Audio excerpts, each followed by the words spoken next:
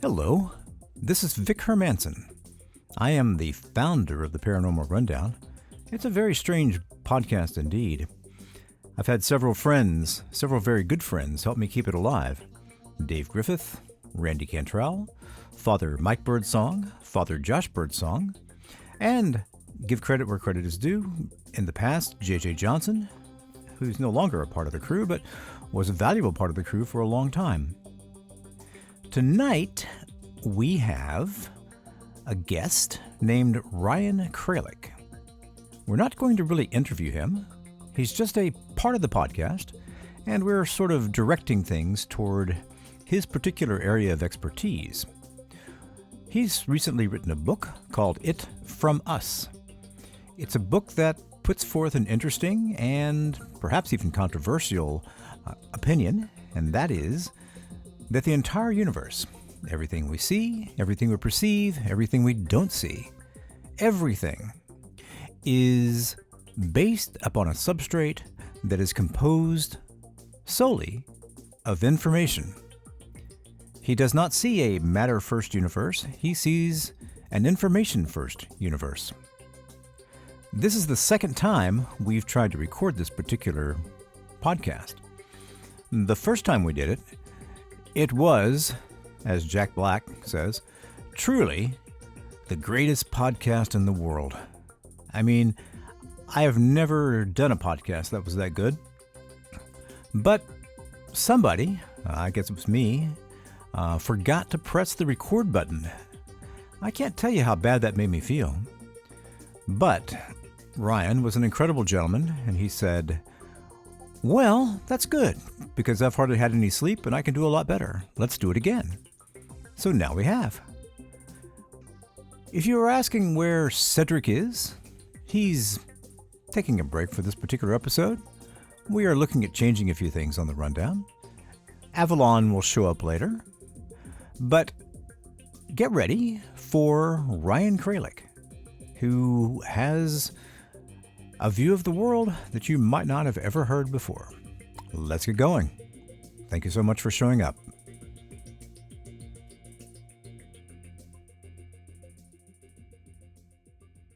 Hello, everyone. This is Vic Hermanson with the Paranormal Rundown. I think this is episode 54. Something along those we're lines. past. I think it's 56 or 57. 56, I don't 57, I don't know. I watched 54 last night, or listened to it. We have all been... And this is 56, most likely. We have all been living such eventful and hectic lives that I just basically kind of forgot. This is the second part of the best podcast ever recorded. If you can think of the Jack Black song, this is a tribute to the best song in the world. I don't have any idea what the best song in the world sounded like, but this is a tribute to it, which is actually one of my favorite songs by Jack Black. But what happened was we recorded a podcast with Ryan Kralik about his book, about the ideas that he brings up, and just regular paranormal rundown things. And it really gelled. It really worked well. And immediately after we finished, I realized that I had never pushed the record button, which really made me feel astoundingly stupid. So this particular episode, we are recording three ways. I'm recording, Dave is recording locally with OBS, Ryan is recording. Stash Squatch should be 100% ready to record if he wishes. Tonight, we introduce, for the first time, Stash Squatch, also known as Randy. And I really like his avatar. Now, this is a little bit different program in that Ryan has been kind enough to offer to do a genuine remote viewing session live. And we have put together, or Dave has put together, a target for Ryan to remote view. And I think that's how we'll start the show. And it's going to be as live as pre-recorded live gets. It's as live as pre-recorded live gets. It's live for us. Yeah, It is live for us. absolutely That's for true. us. It's That's absolutely true. live for us. And I unfortunately know what the target is. Randy does not know what the target is. I do not. And Ryan certainly has no idea what the target is. So the other day, Dave and I had this long conversation about, well, I mean, let's assume a successful outcome. How do we know that there's not just some direct psychic link between your mind and Ryan's mind? And the answer, I think, is as Jimmy Akin always says, is we don't know. We don't. No clue. We have no idea. I mean, some of these things in the paranormal world can be studied, but only with a certain degree of certainty. So, having rambled for a few minutes and having done a rather decent job of it, I think, I'm going to hand it over to Ryan. Or maybe I should Yeah. hand it to Dave to introduce the. No, you're not going to introduce the target at all, are you? No. I'm not gonna introduce the target. Mhm. I will It say would be that a lot easier that way. we yes. Well, we're not here to make your job easy. Right. We did talk about this idea of how do we avoid this being a psychic reading connection kind of thing. And we were going to throw Randy in the middle of this and have him present the target to you, but I didn't have time to coordinate that. So, Well, if it makes you guys feel any better, all of that stuff has been put to rest experimentally. oh, good. Oh, good. I The mean, science is settled. fairly. There can be what's called telepathic overlay. That exists. Mhm. But I mean, just myself personally, I've done, hundreds of targets that did not involve any other people whatsoever. I've done targets that, um, are selected using like a random number generator Correct. setup, where the target itself actually, in that case, 10 targets are selected. Mm-hmm. You do the session, and then the system selects one of the targets to be the target as soon as you're done. So, in fact, nobody Okay, can so know this which one it is. this would require retroactive time causality. Retro Oh yeah, causality. that's a Mhm. thing. That's a real Mhm. thing. Mm-hmm.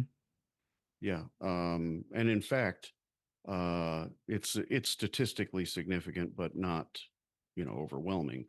Right. Results do tend to be slightly better, based on this research. Results tend to be slightly better in a situation where the target is selected after the session is done.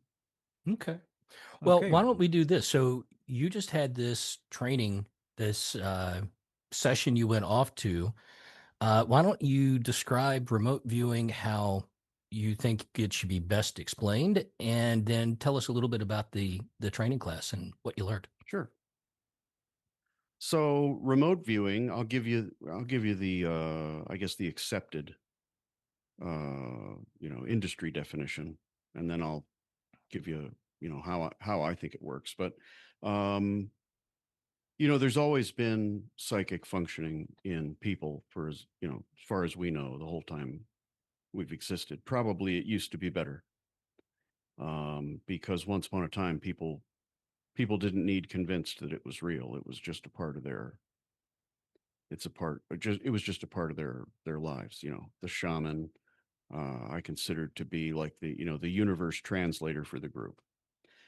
And that was a part of their way of life. And now we live in a time, really the past couple hundred years, or maybe longer than that, but we live in a time where we're really trained, mostly, that things like that are not real or shouldn't be taken seriously. But what remote viewing specifically is it's a type of focused and structured psychic functioning. Anyone can do it. Almost anyone can do it. But what you're doing is you are using something innate in in your makeup, in your mind, that allows you to access data about something that is remote to you. And that can be either physically remote by distance. It could be in the next room, across the planet, could be on another planet. And it can also be at another time. And consistently, statistically, it is exhaustively proven by many people who dedicated long careers to showing experimentally that this is not a parlor trick or something like that. And yeah, everybody can do it. You can access data about something to which you have no knowledge or physical material access. And I came upon it, accidentally. I've told that story a lot of times, but I expect, I tried it one time. I expected it to not work. I did not get what I was expecting. And well, let's just say I'm on podcasts now. So Well, and last time, the time before the best podcast ever, you did talk about having your wife do it, yeah, right? that's So we that's what had we happened. talked about that a little bit last time. So why don't you walk through the process a little bit, Sure. and then we'll go into what you think is happening. So, there's a number of methods. There's a lot of, flavors of remote viewing. We have a chart. In fact, I don't, you guys will, I think, be the first place that I've said this. I just got the contract today. I just took the job of managing editor of Aperture Magazine, which is Oh, the International Remote Viewing Association's, official, congratulations. thank you, official publication. I'm pretty excited about it. Um, I told Paul Smith, I haven't been this excited to earn whatever the amount of money is since high school. Right.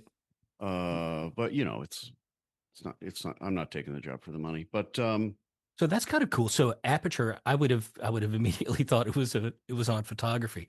So well, that's there was a another Aperture There magazine that was is a about magazine photography. called Aperture, a very good magazine called about photography, but this is okay. a different one. So what aperture means in the remote viewing sense is, and this kind of goes to what we were talking about. What remote viewing is it's a way to structure this access. The biggest thing in the way of, for a remote viewer is their own mind. They couldn't do it without their mind. And yet their mind is, seemingly working against them the whole time. And I'll give you an example.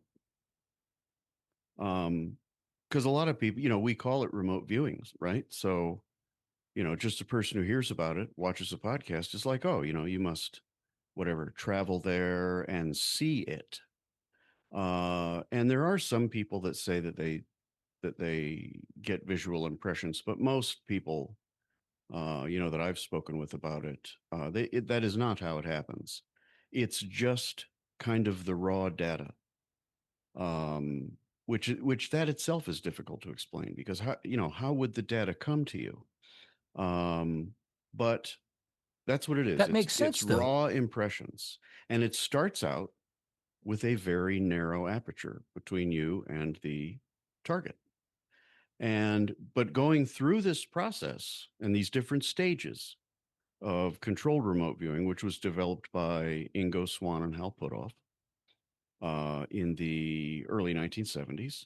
Ingo was a fairly gifted psychic, had been involved in research of this type for quite a while, and got together with Hal Puthoff shortly after that. The CIA came to them and said, "Hey, we heard the Russians got a building full of psychics. They're throwing all kinds of money at this thing, and we think it's hooey. Could you prove that so that we can check this off? Russians are wasting stupid money on something."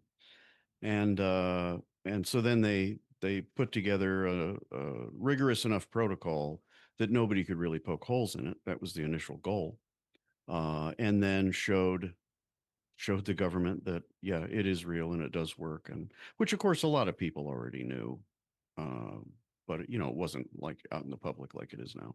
But what you're doing in remote viewing, the reason it's structured that way is there needs to be a way for a person who learns how to do it to keep their analysis out of it, right?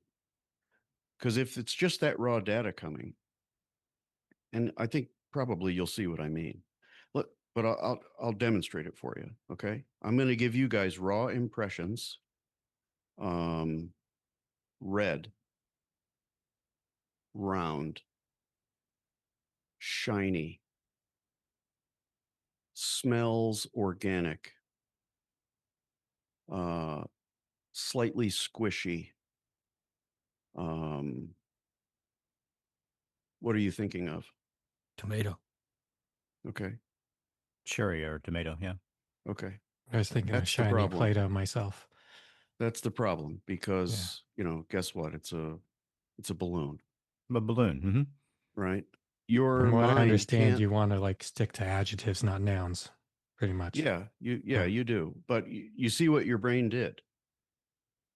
Very hard to keep your brain from doing that. It is extremely difficult to keep your brain from doing that. Your analytical mind, the part of your mind that is always going, and at any time you stop and notice, yep, there it's going.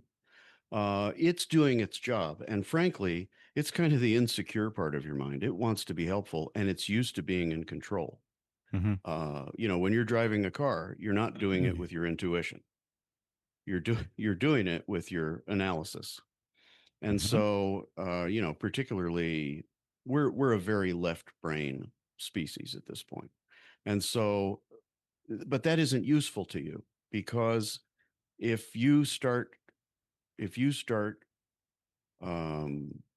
thinking it's a tomato, you're going to have a hard time getting data that, or recognizing data that's unrelated to tomato. Gotcha. So you could get yourself into a blind alley.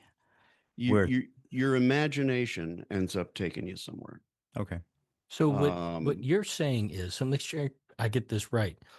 The impressions you're getting are like getting the adjectives, but without the full context. You're getting them a piece at a time. At first, very and narrow then aperture. as it grows, you're building a picture, but you have to keep your mind from jumping ahead and filling in the gaps. Because your mind wants to be the LLM of the personality. It always wants to please and come up with an answer that makes you happy, right? Well, I think Vic and I at least both know this feeling when the teacher asks a question and you know the answer, and you're like, right?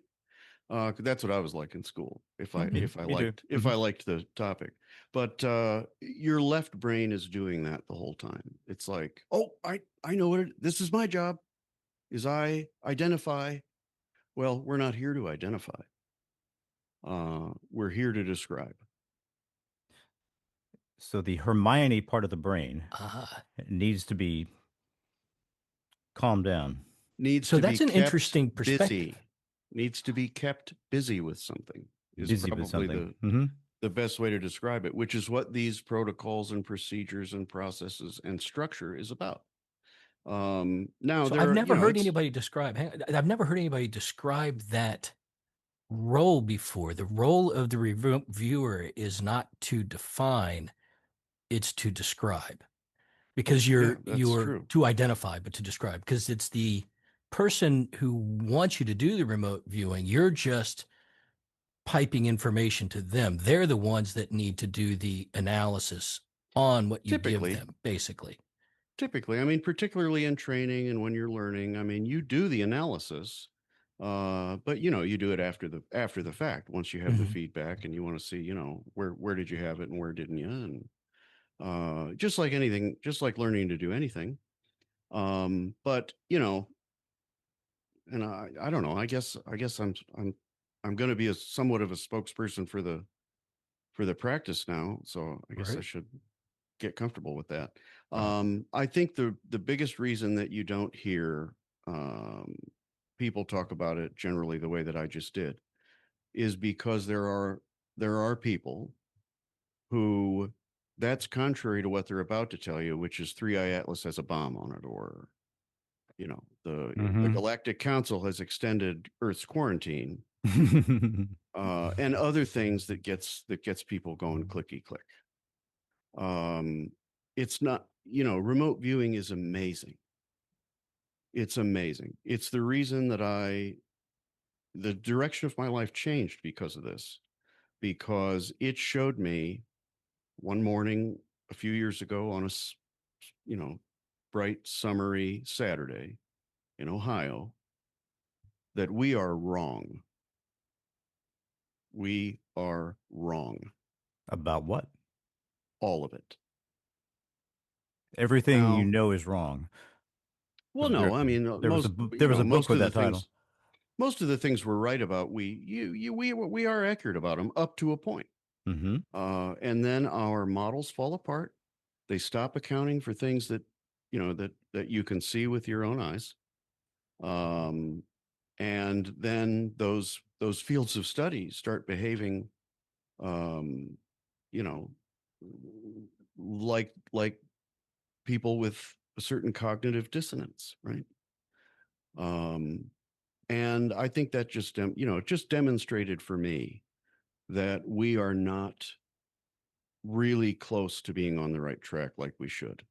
And that, that led to my book and framework and evaluation of many different things, both understood and not, or thought to be understood and thought not to be. And everything looked different when I did that. But that started because of this, because there is no particle or field that we're aware of. In my opinion, there's not likely to be either of those things as we understand them, that is in charge of,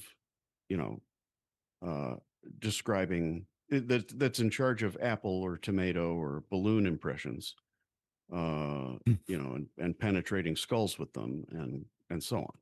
So that's why I feel strongly about it. But that's also why I think you're not seeing a lot of people necessarily talk about it the way that I just did, because I think a lot of the times they maybe turn up the dial on the salesmanship. People naturally Okay. do that. Yeah, it's and I'm not generally opposed to that, but it's not as sexy, simple, foolproof, or reliable as many people make it out to be. It can be all of those things up to a point, and depending who's doing it. But I regularly flipping through YouTube, and especially when I'm on some of these podcasts, I end up watching a few of them, and then YouTube thinks, oh, I must just want to see near-death experience videos. So I've seen a lot of them, and it's getting to be where people, 20 years ago, if you told somebody that the data was from a remote viewing, they'd either ask you what that was or they'd laugh at you. And now, in many cases, if you tell somebody the data is from a remote viewing, that's like scientific fact to some people. And What it doesn't work that way. And as near as I can tell, the way it's done now, it's never going to work that way. you told me in a previous conversation, and I forget the percentages, but you said even the best remote viewers are only accurate. Would you say like 35% of the time? 40%? You gave a Well, number, but it's probably about half. okay. So better than a baseball player who's a really good baseball player. Well, so ask a bookie Mm-hmm. how good 56% is to him. So that's Right. pretty good. The bookie makes all his money between 50.1 and 56%, right? Mm-hmm. And frankly, there's a lot of people in remote viewing who know a lot about what bookies do and don't want. It's in that Venn diagram, there's a little bit of an overlap between gambling nuts and remote viewers, but it depends on what you mean, really. I was probably just throwing a number out to paint a picture, but it depends Yeah, what you you were. It mean by wasn't like accurate. yeah. I would describe myself as it's pretty rare that I do a session where nothing that I've said is accurate about the target. Okay. It does happen, you know. I'm starting, I usually don't get very nervous, but I'm getting somewhat nervous now, only because it's like, if you're gonna flop, it'll be now. But It'll be, well, yeah. flops happen. Flops happen. I would right? assume We're the yips apply to this just like they do everything else. and we're talking about your mind, Mhm. right? Your mind somehow connected to information, data from the universe that, nobody has a empirically established mechanism for this.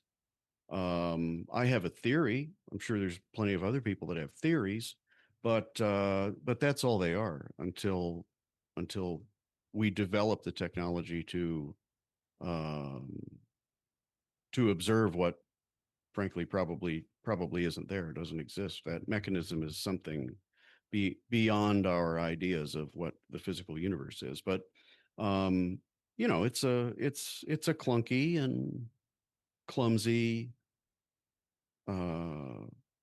methodology, even when it's done amazingly well.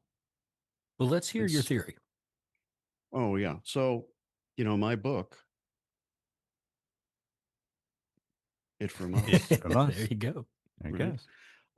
lays out an argument for my framework, which is that underlying physical reality is an informational substrate. That all of reality works the same way that quantum mechanics does. We're looking for the particle. And when we try to measure evidence of that particle, we can identify the particle, but we see that it behaved wave-like in the first place. I fired an electron through a panel that had two slits, and on another panel on the other side of it, I stopped counting at 30,000 individual dots, because the electron wasn't in any one position during any of that time. Right? It was behaving like a wave, and they call it that, particle wave Duality. is how they describe it. Now, neither of those definitions is all that good, to be frank. You're calling something a particle that never is one. You're calling something a wave that never is one. But it's the best we've got right now. And what my framework sees is that means that I'm simplifying here, but that shows that the universe is an informational structure prior to being a physical one. And my framework establishes, or seeks to establish, that that we see this in every aspect of the universe that we apply that assumption to, that information is more fundamental than matter. So in my framework, remote viewing, you don't need a particle, you don't need a field. There's no, ethereal dream state through the night between point A and point B. It's simply that because I am an informational structure underlying a physical one, and so is everything else, that I'm already connected to whatever it is, because we all come from this informational substrate, just like an electron does. And so when I'm remote viewing, my framework sees that as more of a query, using conscious intention. I am querying the information about the whatever it is. Hopefully that makes sense. Makes sense to me. I get a little worse at it every time. Every time I tell it. Well, I don't say think so.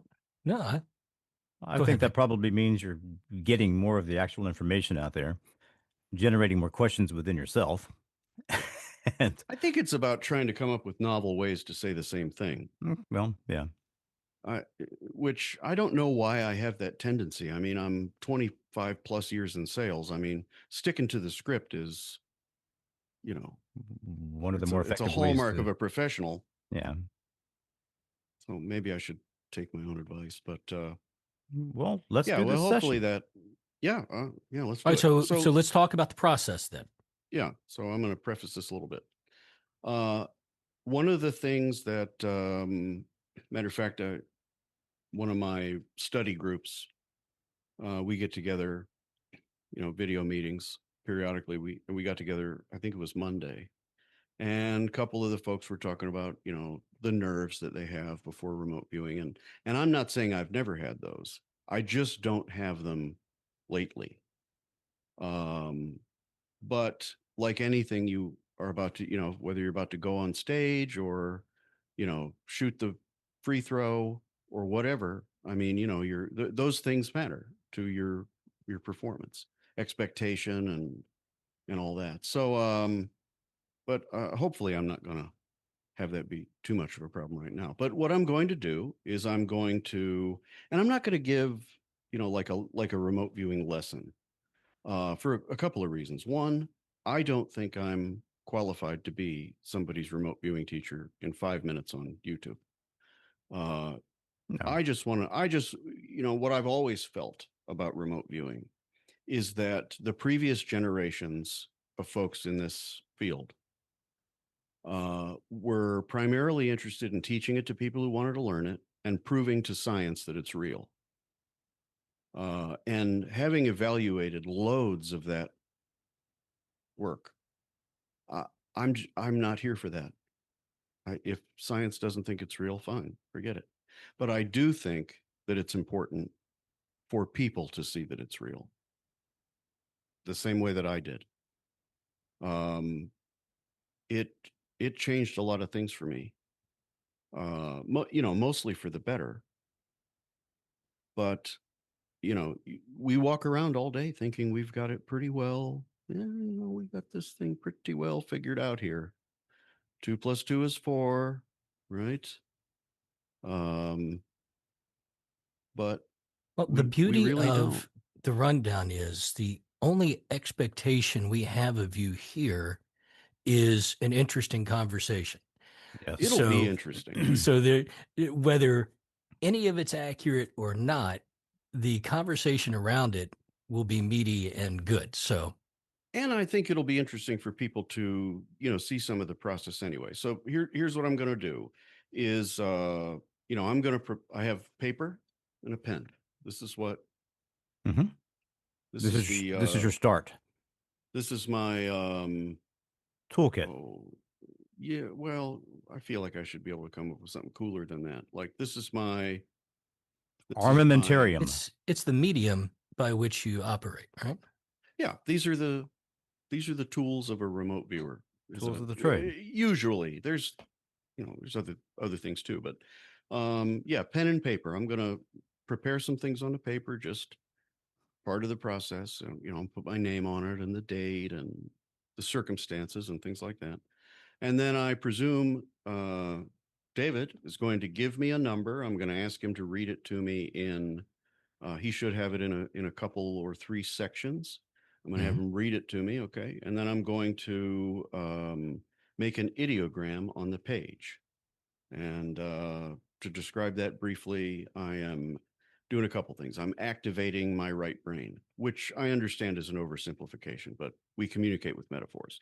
I'm activating the artistic or intuitive or substrate access point in my mind.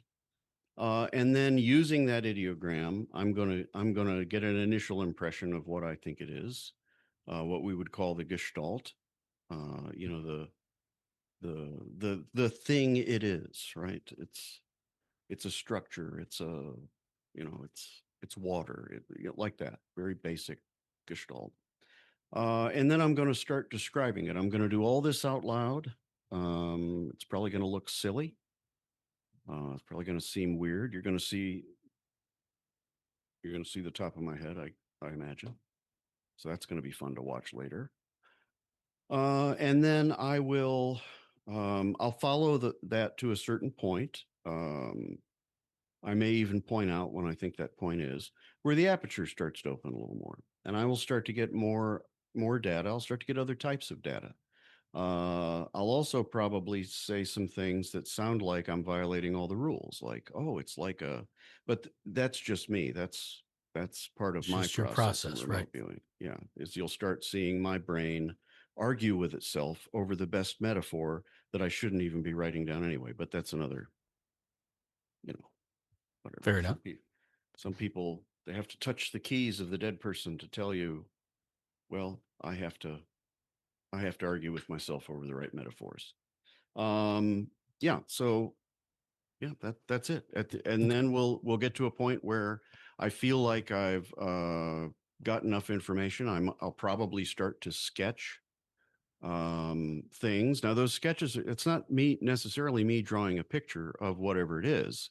It's a little more subtle than that, and that can take place over a period of time. I've seen sessions that people have worked for a month where it starts out, the pictures don't look like anything recognizable really.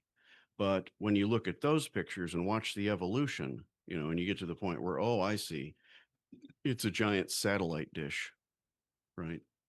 At the military Darn, you installation. already guessed But the it target. started out as a couple of circles in a square, but you observe what happens over time. And that's why when David and I talked about this earlier, I said, as much fun as it is to stump the remote viewer with, secret alien base in Australia, what can happen in a situation like that, getting into more of the complexities of remote viewing. I told David, don't give me a gum wrapper underneath the boardwalk in Atlantic City, because Right. what'll end up happening is I'll describe a load of things that are, probably hits, but they won't be the gum wrapper under the boardwalk. They'll be, Mhm. oh, it's a structure. There's a lot of lights, like that. So, keeping it simple means that I can do this in a reasonable period of time and just kind of show everybody what this is all about. And hopefully I'll nail it to a reasonable degree. And Well, now so another thing I might do, just so you know, and I think we decided we'll open the envelope at the end, right? yes, we will Okay. open the envelope. And we should probably allow ourselves maybe 10 or 15 minutes to discuss that. Just anyway, We can take as much time as we need. Yep. yeah, but what I might do is I might, pause the session and say, let's get on with the show, and let me come back to this, whatever, in an hour or something, Mhm. and do a little more. I might do that. We'll see. Yep, that's fair. And then, so what you had me do, or well, I'll tell you what I did, and I can't remember if this is exactly what you wanted me to do or not, which was to print off some photographs of the target. Mhm. I folded them up and put them in a manila envelope. They're folded because I didn't have a big manila envelope. And I did, and I think this was from a previous discussion, but I did write a question on a piece of paper to answer about the target and put that in there as well. Now, I don't, Well, we'll see what we get, but that's unlikely to work. okay. Um, All right. Well, I didn't know if that was, like I say, I couldn't remember if that was from a previous conversation. So, that was a conversation that you and I had about a specific kind of data that you wanted to get from yes, remote viewing. yes, So what I intend to do, and I'm going to ask you to do this too with your intention focus now, is I'm going to describe, the target, whatever it is, physically. yes. If I end up getting something that has some meaning to your question, that's great. But It's really that would about be the target. considered. It is not, this is not a complicated. So that'll be No, it is fine. complicated. It is Well, no, I complicated. mean, in terms of, I'm not asking you something Oh, I complicated, see what you mean.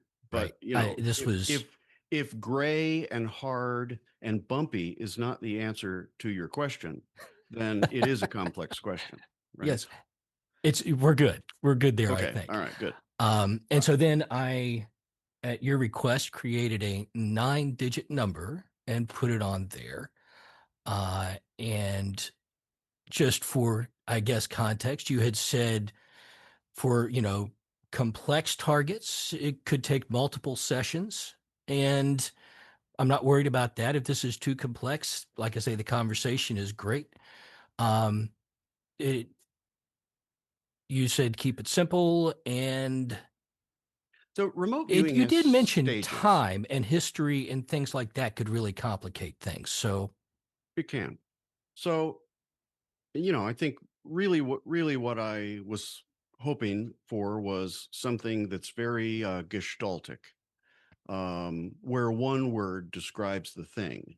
If, not that I'm going to use one word to describe the thing, but that it's an unambiguous thing, right? We've got all kinds of data that if the target photos are high contrast, high resolution, um, we get better sessions because it is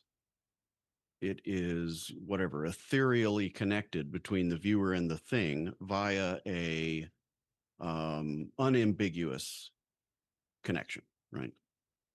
So that's all I was shooting for. Is I just want something that makes it less likely that we'll end up with data that maybe tangentially is related, just to the average person looking.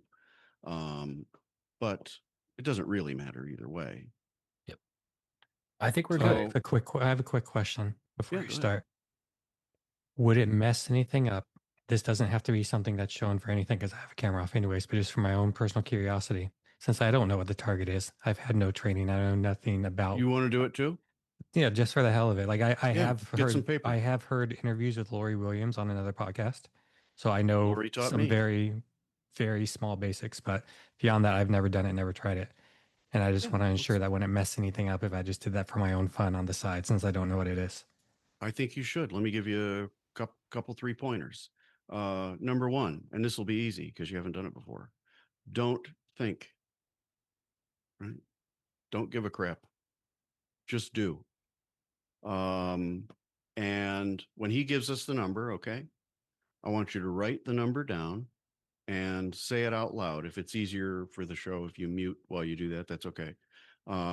Say it out loud, like he did it 9 digits. He's going to give me 3. I'm going to say those out loud. He's going to give me the next 3 and so on. And then just let your pen do something on that page. Try not to think about it at all. Just let your pen do something. And then I'll give it to you the same way I gave it to my wife the first time we ever did it. Just start writing down words that describe what your mind knows about the target. Don't evaluate them. Don't think about them. Just say them out loud and write them down. And It's gonna be fun. if you get to a point where you feel like your system is telling you to sketch something, sketch it and don't think. Just do it. A question from me. Uh, do you want me to turn my camera off so you don't see my reactions as you call things out? Does that No. affect you? Okay. No. All right. I mean, don't. I will try to keep. Don't But shout out EGAD. Holy Yahtzee. Okay. Christ. All right. Cool. Damn it, he's got it. That. But at that Oh, point, I'd probably just stop and be like, yep, there it is. there it is. All right. All right, let me get my sheet ready and then I'll tell you when I'm ready for the numbers. Randy, you got paper and pen? You good? I'm good, and I'm muting myself right now. I am in. I'm not telling, but I'm writing it down. And my monitors are Vic, Dave, Randy. Oh, yeah, I got to do this over here. Um,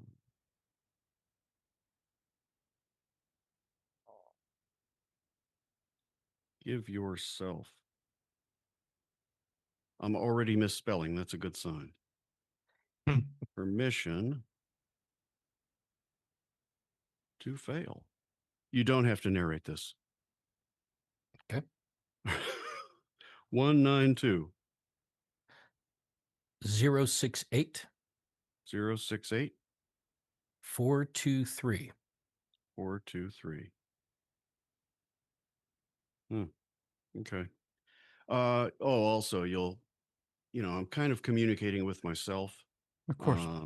Nothing that I'm doing is for effect. But here's what we got here. We got up, sharp.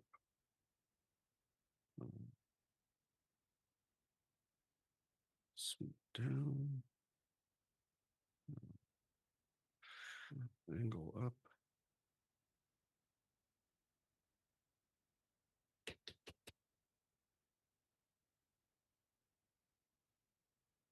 Okay, ready to go with another pen. And then around handy or gritty.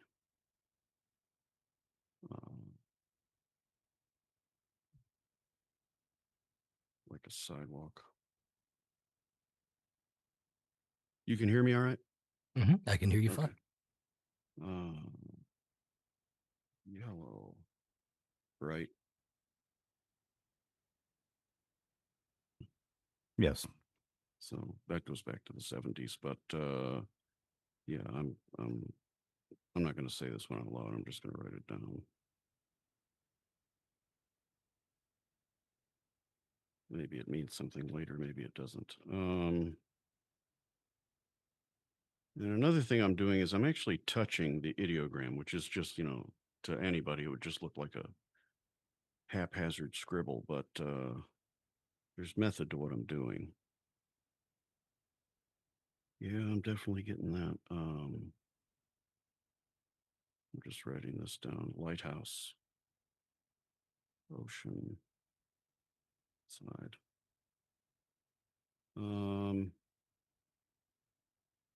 Blue. Dark.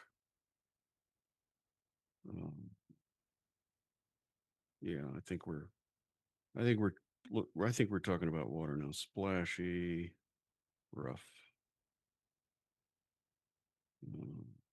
dark.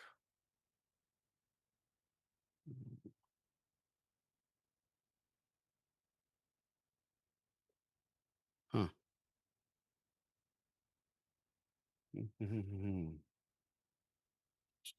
Yeah. Rough on the water.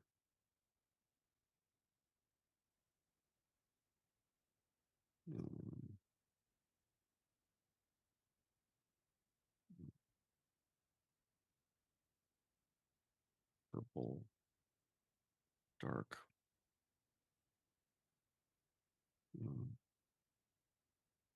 The same impressions keep kind of coming in, and one of those is dark, which kind of contradicts. Can I ask you a question without throwing you off? Let me make a notation on the page, just that. Okay. The raw data, right? Well, Or I'm using not the impression, the analysis. Yes. Yeah. Okay, so you said the term lighthouse as an example. Was that the impression you were getting, or was that your mind putting together I don't know yet. something of the raw data? I don't know yet. Actually, I had mentioned that this reminded me of a previous session that I did. You kind of get hung up on, you're not on signal. You're just you kind of took yourself back to a previous session and started describing those things. That weirdly, it also happens sometimes the other way, where, and I've had this for about 6 months ago when I was writing the book. This was happening to me a lot, where I would do a session, it wouldn't be very good. The next session I did, that session wouldn't be very good either. But my session from previous was much better for that target. For that target. That's interesting. It happens a lot. It's fairly common. So I just want to throw something out for the record where about 2 minutes into it, after I was doing my things, I got some sort of what I believe you call the analytical overlay Mhm. in my head. And as soon as I got that, I felt like everything you were saying out loud was describing what I thought of, and it threw me off. And so I squiggled for a while trying to get back into not thinking about what you were saying and how close it matched my overlay. And it Oh, yeah. became too distracting, so I just stopped. But That's okay. so I stopped like 2 minutes in. Well, I squiggled after that for a while, but I didn't really do anything much after like 2 minutes in because I got worried I was contaminating you, or maybe it's all in my head. So No, I don't think continue. you. But I'm not going I to do don't any think more you have to worry myself. about that. Up to you. Yeah. How about this? If you feel like writing down impressions, go ahead.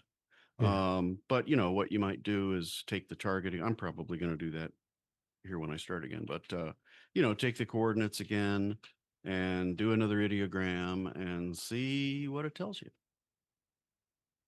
Which is just straight out of it's just exactly what the crystals people would say. And they used to be my sworn enemies, and now I hang out with them. Okay, I'm going to go So ahead. something else you said that was interesting, while we're in a quick break, was you were touching the anagram again to sort of reconnect. So the scribble at the beginning is not just setting your mind in motion, opening that aspect. It's actually creating somewhat of a connection to the target. Yeah. Weird, right? That is weird. I mean, it's cool.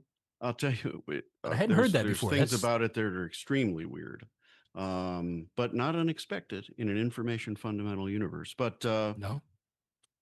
I've had this happen just now, and we'll evaluate later if it means anything. But sometimes you go back over it, just with a Mhm. pen, and this has happened to me before, where when I go back over it, my hand shakes Mhm. while I'm doing that. I'm not doing it on purpose. It's just kind of doing it. And in the past, that has been, it has made sense why I did that. I expect that's going to be the case here, but I'm ready to get back if you guys are. Yeah, absolutely. Okay, we're going to start again, 919.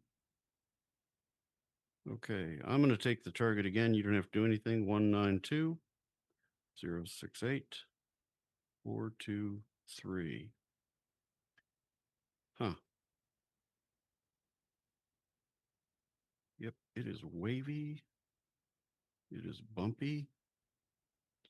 It is grayish. It is descending.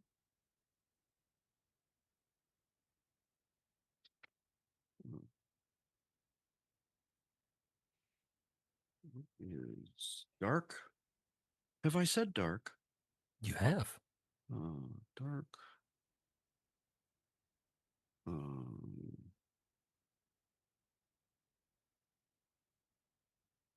it is confusing, but simple.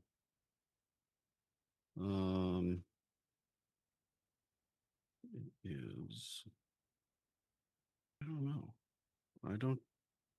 Not picking up any structure now, but that might be where else.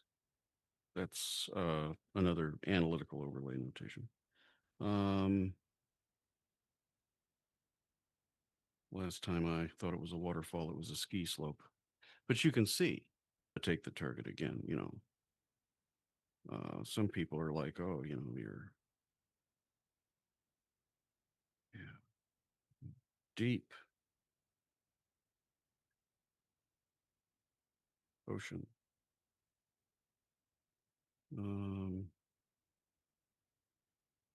Okay. All right. Now we're getting somewhere. Big. Open.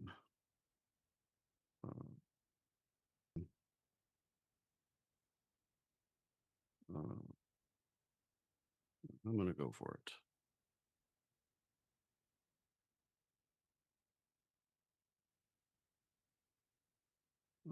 Like I would be okay watching, but not in it.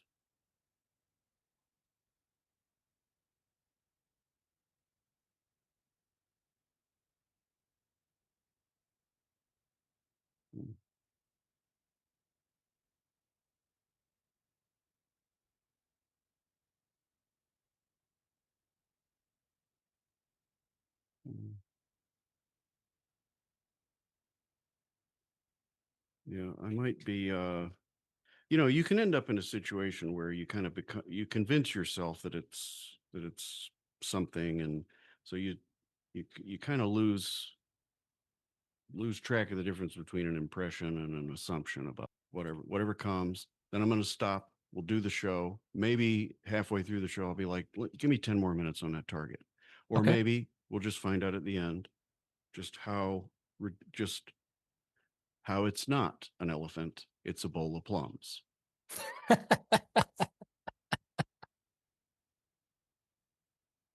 But again, Well, there's actually a number of similarities between elephants and plums. 192-068-423. Yeah, it's a frickin' waterfall. It's a waterfall. And it's rocky. It's in friggin' Hawaii. I'm going to take down Rocky, though. Rocky dark, brown, gray. Yeah, well, it's basaltic rock. 4 others, right? Look at everything I've done here. Is what is this like, right? Well, that's you. It's mhm. right. Which is cool. It's everybody's different. Everybody would these whatever the colors or the textures. So yeah, those are going to be similar for people. But when you watch like the brain process the data, even though you're trying to avoid that happening, but when you watch that happen, it actually tells you a lot about how somebody thinks, or how they relate things to each other or whatever. Mhm. But I feel like we've got enough to where I'm going to start probably wandering around in circles here. So I'm going to say pause. We're going to take a break at 9:32 p.m. All right. 9 pages, not bad. All right, let's do the show. We'll come back and find out Ken, what a gloriously boring bunch of nonsense that's going to be for well, no, Well, us to watch what later. we'll do is we'll narrate parts of that, and then we'll give people the option of hearing the entire sequence. Yeah, yeah, we'll I cut mean, I think it's some of it and throw it to the end, like we Yeah. do our dungeon talk right, stuff. dungeon talk. I mean, But I think it's important because it really is Paywall. showing the process, right? You want to hear I mean- Ryan ramble on and go, ooh, well, you got to pay $3. I think it seems likely that remote viewing is not a spectator sport. Well, Um, if you're interested in it, it's like I'll tell you, I watched Paul Smith do a session, Yeah. and we all sat there, like looking like Johnny Bench for like an hour and 15 minutes, and I would, but we're enthusiasts or whatever, so Sure. All right. Can we take a 5 minutes? Yeah, let's do that. Let's take a 5 minute.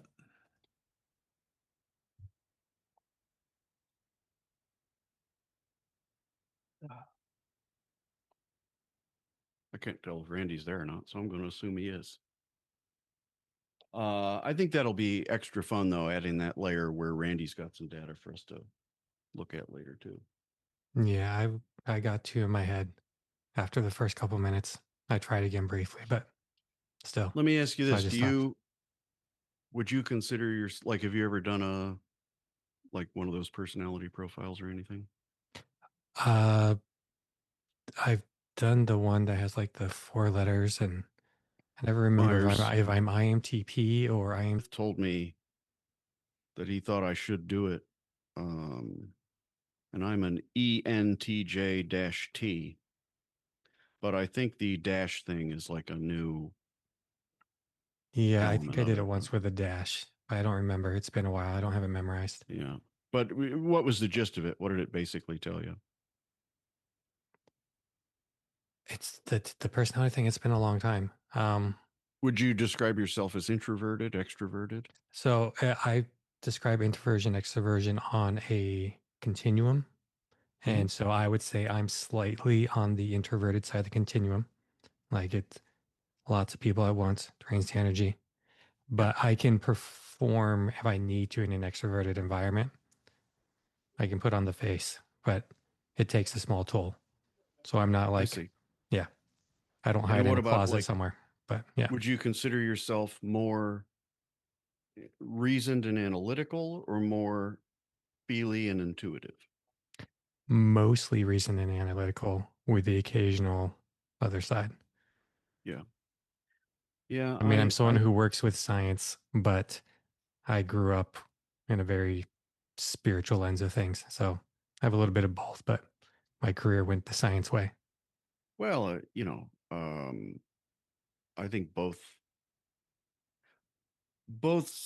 sides of these spectrums generally serve you regardless. Yeah. I don't think there's like, and frankly, for remote viewers, I mean, I've seen remote. I consider myself to be a fairly analytical person, um, who's quick to make a decision if he feels it. Yeah. But sometimes people who are very analytical, um, they might have a little bit of learning curve, at the beginning, just understanding what aspects of that are helpful, and kind of recognizing what's um, if you're really analytical, there's going to be a battle in your brain. Yeah. I definitely have the but why Yeah, in my brain. where the Yeah. where the intuitive part of your brain, or what we generally refer to as the right brain, and the analytical part of your brain, um, your left brain, they're gonna not it's not so much like a fight for dominance, but your left brain kind of has to come to a point where it appreciates the process and appreciates the what your right brain brings to the table. And I struggled with that a little bit at the beginning. It was like, your left brain it runs your life, um, by and large. And so all of a sudden you're telling it, shut the heck up and sit down and, you know, stop being in charge. That can be a little bit of a struggle, and it'll manifest with things like that, uncertainty or confusion, feeling like, kind of feeling like you want to abandon the process because you've done too much guessing or whatever. Um, but my guess is, and you've never done this before, No. I mean, I'm we're aware of probably what going it to is. I mean, I'm interested in this subject for years now, but I've never actually tried to do it. Well, we're probably going to find some of your impressions were pretty close, and you're probably going to be like, oh, but I also thought this and this and this, and I didn't write those down, and I stopped here because. But I'd be surprised if you didn't walk away from that curious what would have happened if you just Yeah. stayed with it. But anyway, Okay. I'm going to grab a glass of water. I'll be right back. Ryan, got a couple of thoughts here. Have you ever read the Dune books, Frank Herbert? every one of them, Every single one of them. Okay. and most of the books by Kevin Anderson and By his Kevin son Anderson Brian, and his son. Yeah, I've read most of those too. probably half of them. I got them all upstairs. Yeah, so, well, I've got mine in New York, but um, there's a concept in those books that I always found kind of interesting. It's the concept of the wild Reverend Mother. Hmm. Okay, so, you have Bene Gesserit women who've been through extensive training, their entire lives. through a completely different set of circumstances. So I can only assume there must be people out there who are, for some reason, just naturals at what you're talking about here. They Oh, of course. do this without any particular effort or even knowing what they're doing. It's just something that Yes. comes naturally to them. Now that can be, depending on the culture that you are in, Mm-hmm. that can be a little bit difficult. Like, well, you've read my book a number of times, so 5. you remember the section where the Sure. young Native American girl, Mm-hmm. she has this gift where she just kind of knows things, She kind of knows you know, things, and it's right nothing. before she should, right? Right. It's nothing earth-shaking, earth-shattering, but Yeah. it's a skill, it's a talent she has. But only her grandmother Mm-hmm. even acknowledges that this is a thing that she experiences, because her grandmother has some cultural context that goes back, a further ways than her parents do and the other people that she's around. And because of that, and her grandmother, does what grandmothers do, and moves on. Mm-hmm. And over time, because she lives in a society where this kind of thing isn't recognized, it's not given a place, it just kind of goes away. I think that is probably the case, certainly in Western cultures predominantly. We we do. And what's funny is in our culture, a lot of the folks whose cultural traditions might be more open to this, oftentimes those are the ones who shut it down first, because they've got some kind of, they got a guy at the pulpit says this is witchcraft. Mm-hmm. And thou shalt not do Witchcraft. the witchcraft. And Mm-hmm. so it's kind of funny, because it's the more religious type of tradition that you'd expect to be maybe more likely to foster something like this. But I think, there's probably loads and loads of people who would be extremely talented at this. And I mean, there's a lot of, these reports or whatever, the government, finds the kids gifted at this.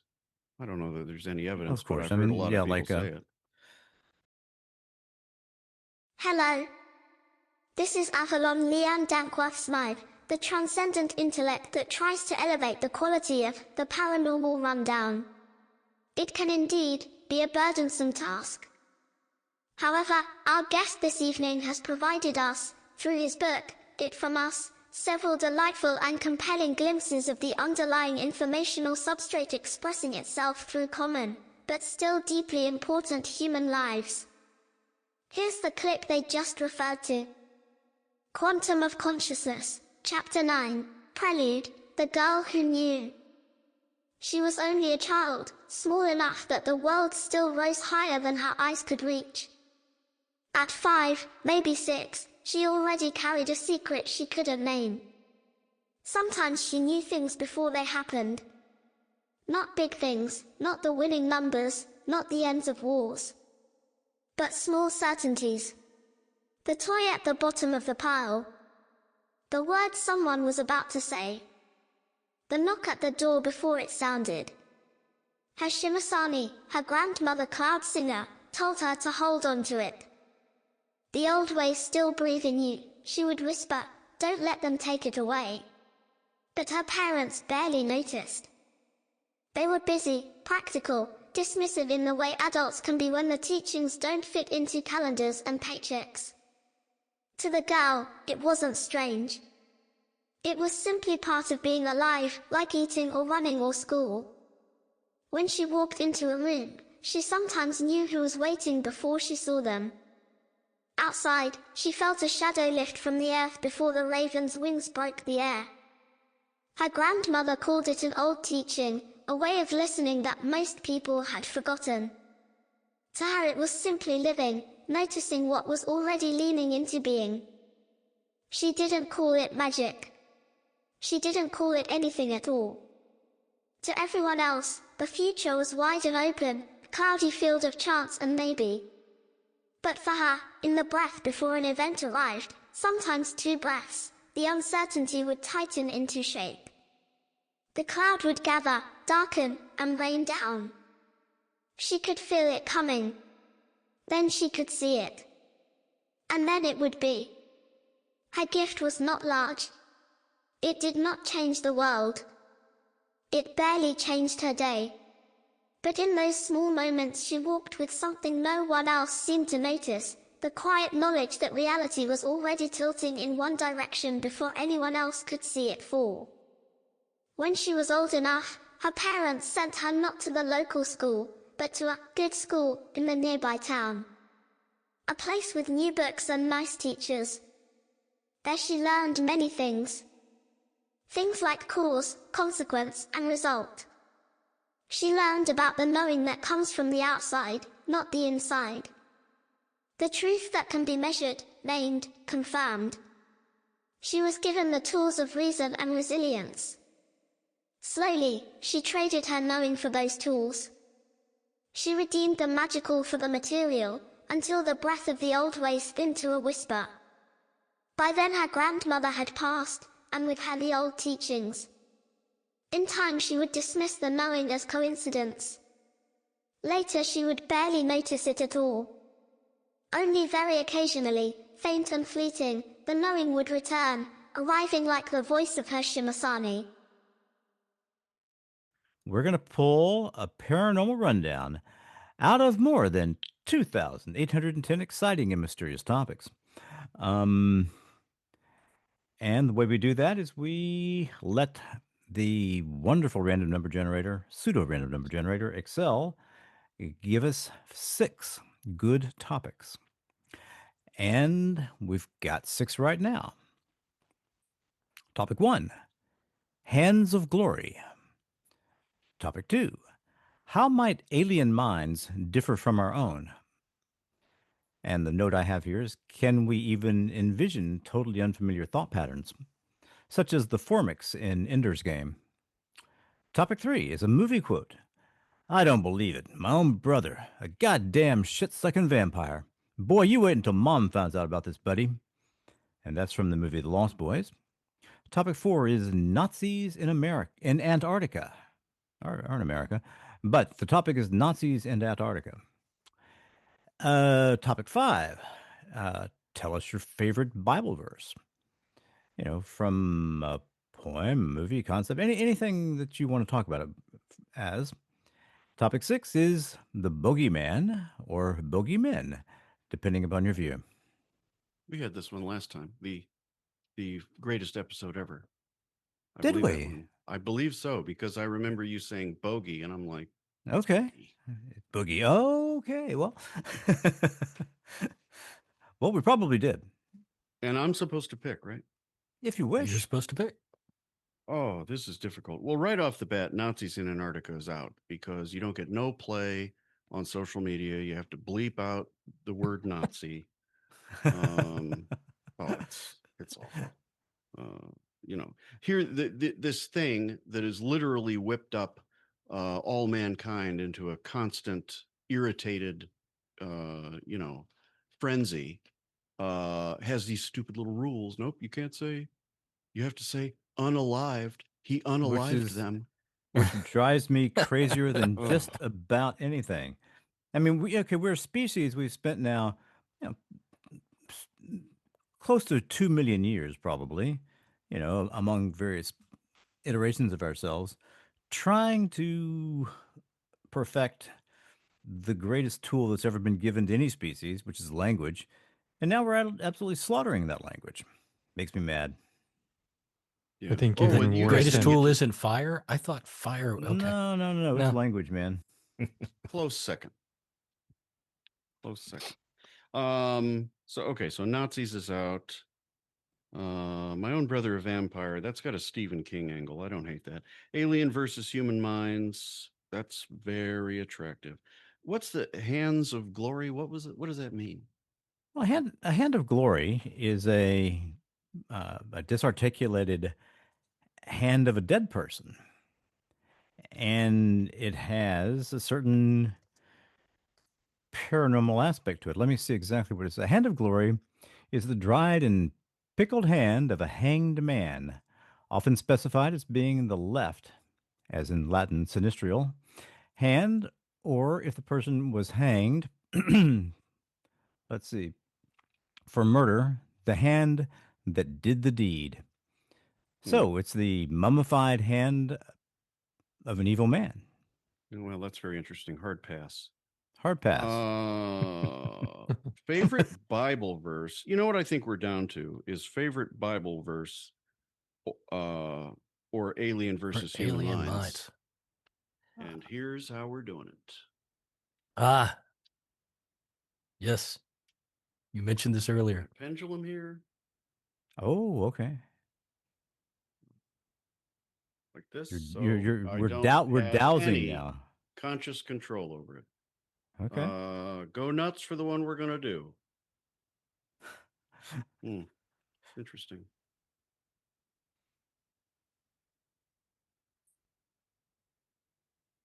Oh.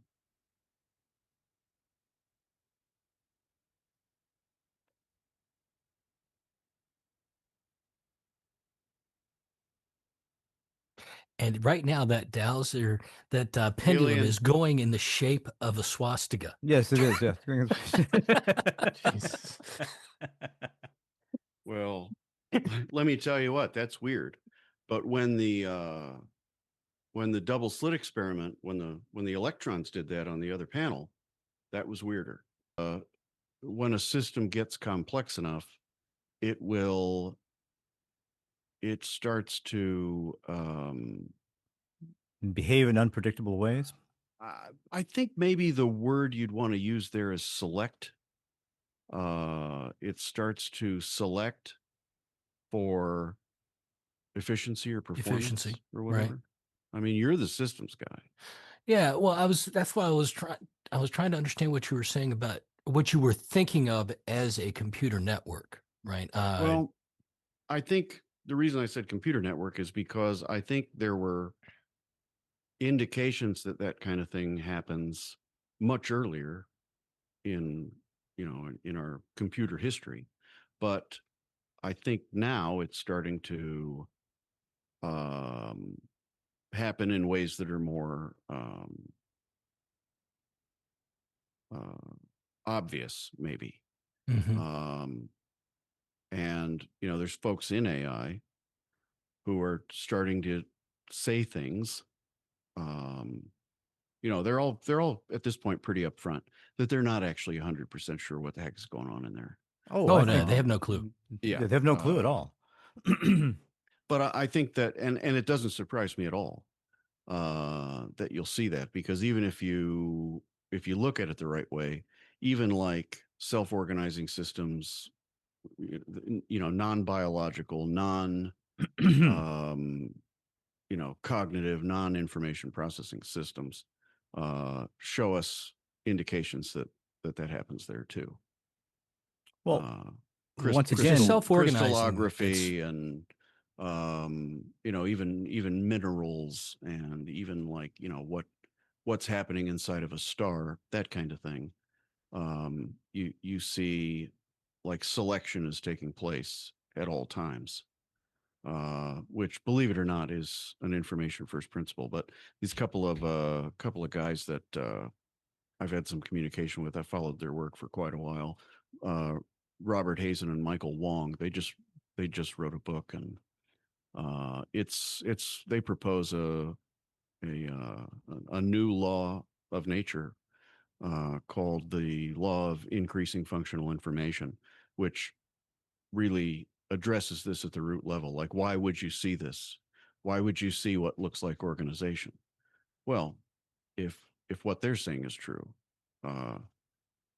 and I'm not saying that they would say this, they probably wouldn't go this far, but I believe what they're saying is true, and it's one of the key ways that shows what I'm saying could be true. Is they're describing it as selection for utility across nature, not just with biological evolution.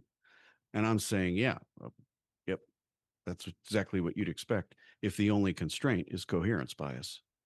Can you repeat that phrase? Law of increasing functional Information. Okay.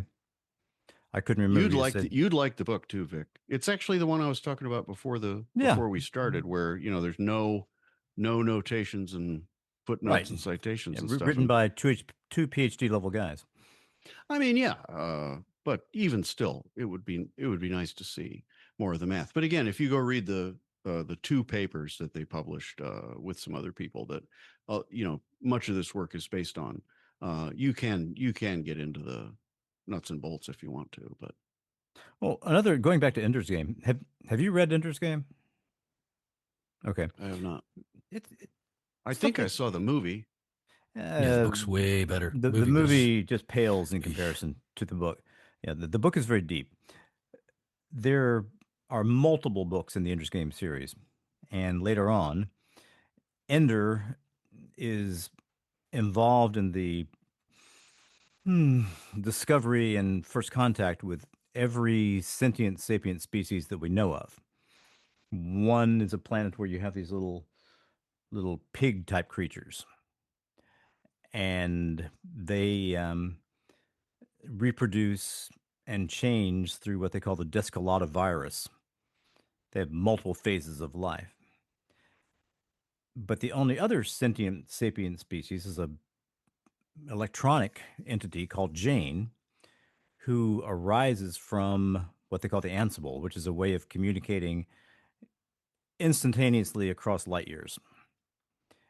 And so it's, of course, this monster computer network. And over time, this personality evolves. And there turns out that, of course, Jane is, seems to be very human when she talks to people.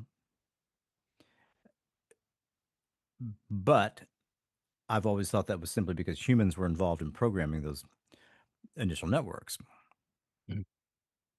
So that's a sort of the entity arose from information transference to sort of self-organized. We were talking about code self-organizing. Right. I think the concept of emergence is real important in a lot of thought. Mm-hmm. What emerges from these complex systems. So, and you talked about stars a few minutes ago. I mean, a star is a massively complex thing with an incredible amount of stuff happening at any given time. Most of that's controlled by the requirements of gravity. But, why couldn't something like consciousness develop within a star? I don't have any theory as to how it could, but I spend a lot of time thinking that perhaps some of these things that we think of as being entirely inanimate actually can develop some degree of consciousness. Well, if you ask Philip, not Rupert Murdoch. I'm blanking on the guy's name. The guy who wrote the paper, Sheldrake. Rupert Sheldrake. He wrote that paper about the sun and consciousness. Uh-huh. Yeah. So it's that exact thing. You got stepped on there, Randy. Can you explain exactly what he said? Oh, I was just saying, I believe the guy's name is Rupert Sheldrake. He's in your book, Ryan. You know who he is. But you probably got his name better than I do. But he wrote a book all about, like, is the sun conscious? And he wrote arguments for why it may be conscious and his reasonings for it and all that. Goes back to his morphic resonance stuff that Ryan did talk about in his book a little bit. Ryan did talk about morphic resonance. That's correct. And he also, along the lines of alien intelligence, and can we understand what they think, referenced some papers on trying to understand how another animal would think by describing their sensory apparatus. Right. I mean, and how we cannot actually do that. We can't. What does it feel to be a bat? Feel like to be a bat? Yeah. Or there are humans who can echolocate. There are there are people blind from birth who rather naturally have learned how to echolocate. That was mentioned in the best podcast episode ever. Yes, it was. Somebody who could do that, right? On a bicycle. Yeah, on a bicycle, right. Yes. Yeah, making these little sounds, which is astounding. I mean, part of this is kind of like, imagine a color that you've never seen. Yeah, you can't. Where do you start? Yeah. Which kind of goes a little bit to remote viewing. If you were remote viewing something and you just had no notion of from a gestaltic or gestalt point of view, you don't know what it is. You don't have a word for what it is. Um, you're going to have a difficult time because that function is through you. I've said this before about religion, right? If information is fundamental and there's an underlying informational substrate to reality, well, then religious experience or, prophetic vision or whatever you want to call it, that no longer has to be either delusion or, um, delusion, or it no longer has to be only one of two things, or one of three things. He made it up, he imagined it, Mhm. or everything he says is absolutely right, and we should write it down and burn people who don't believe it. Uh, there becomes a fourth option, something else, right? And like in my book, I spend a little bit of time on what those things could be. Could be that the substrate is its own self-organizing system. I mean, there would certainly be evidence that that's the case, and it intervenes. It could be, there are substrate native species, or there's a load of other possibilities if information is the fundamental layer, because that means if it can be manipulated, then you could you could give somebody a vision. But um, when I get that vision, right, when I see the wheel within the wheel, I'm only going to be able to describe that to you with words and concepts I'm already familiar with. That you already have. Yeah.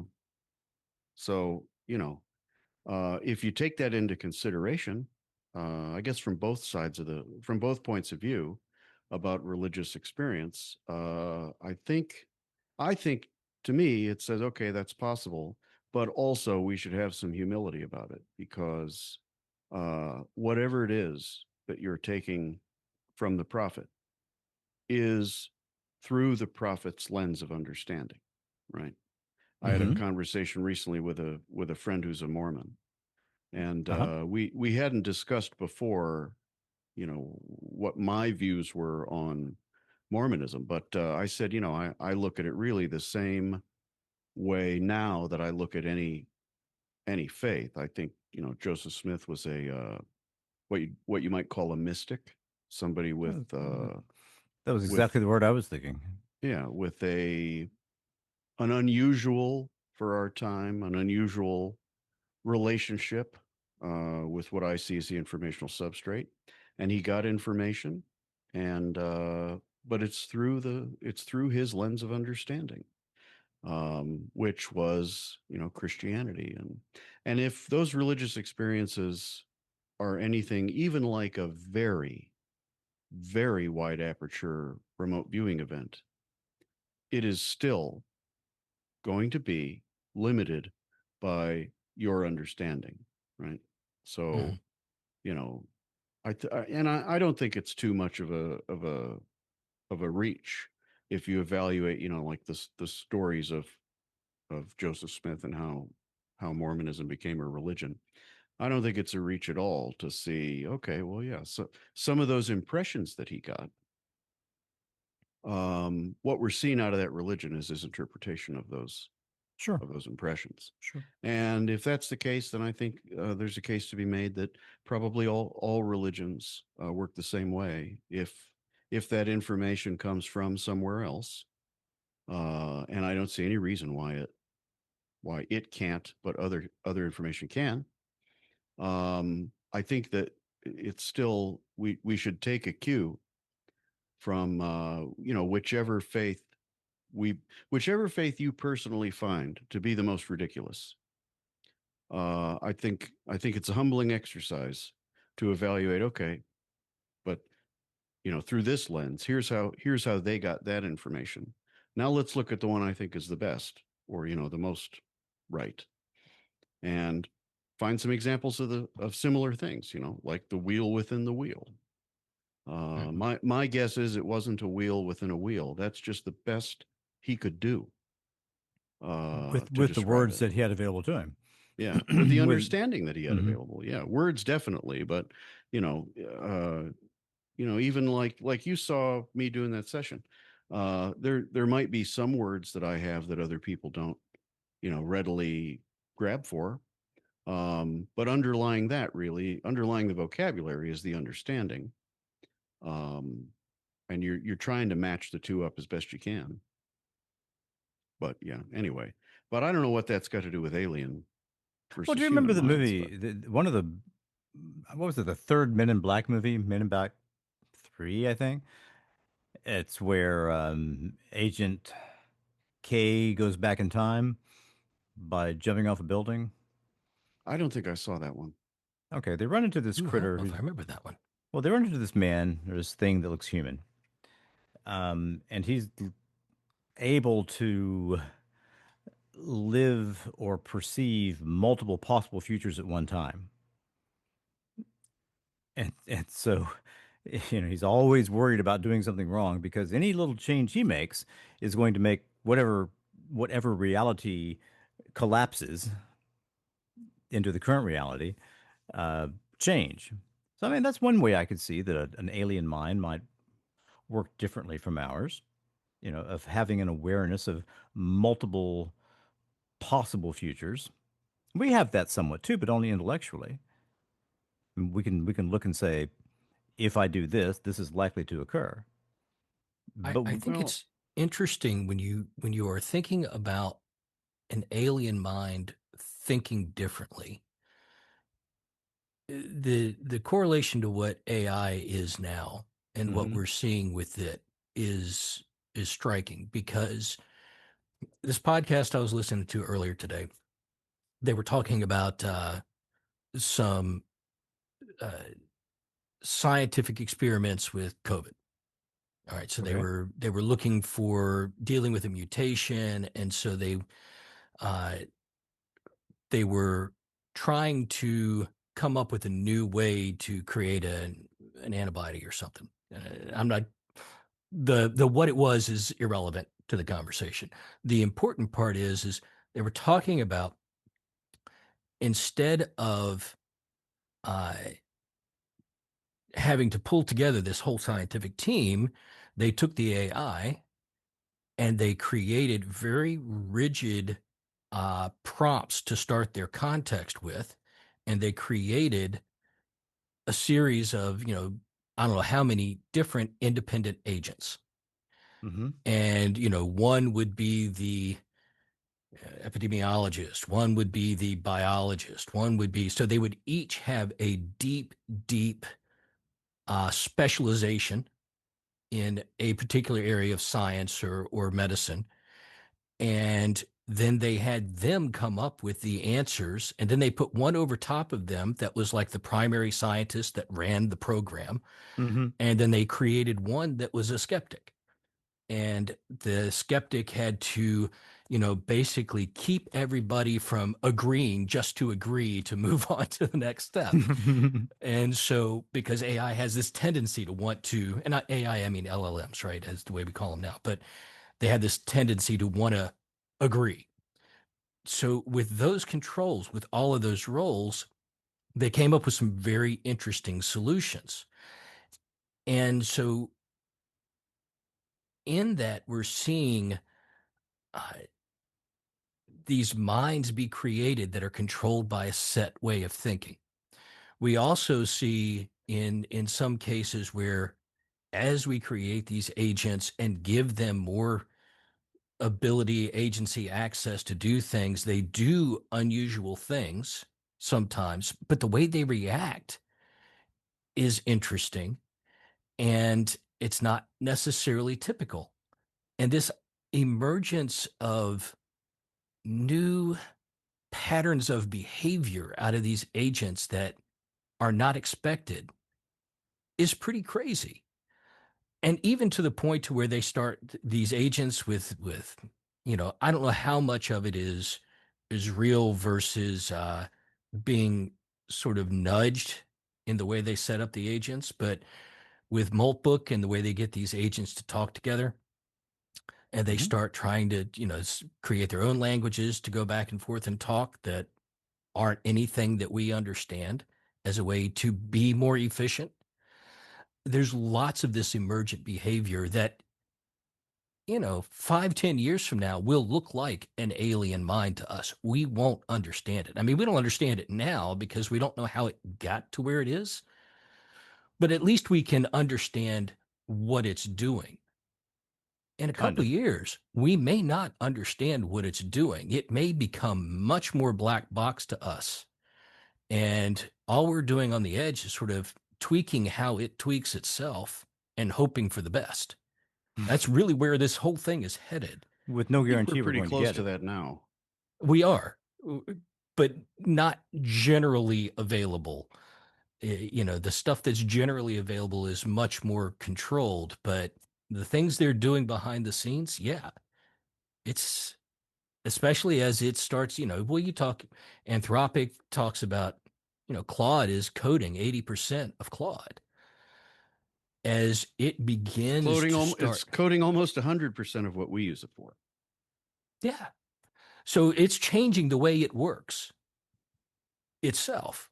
And as that happens, there's going to reach a level where it's like, yeah, okay, you do you. We're going to sit back and try not to hurt us. Right. It's one guy's job to just keep his hand over the button. Yeah. His axe to the power, right? Right. But it is like an alien mind. It will be like the Formix was in Ender's Game.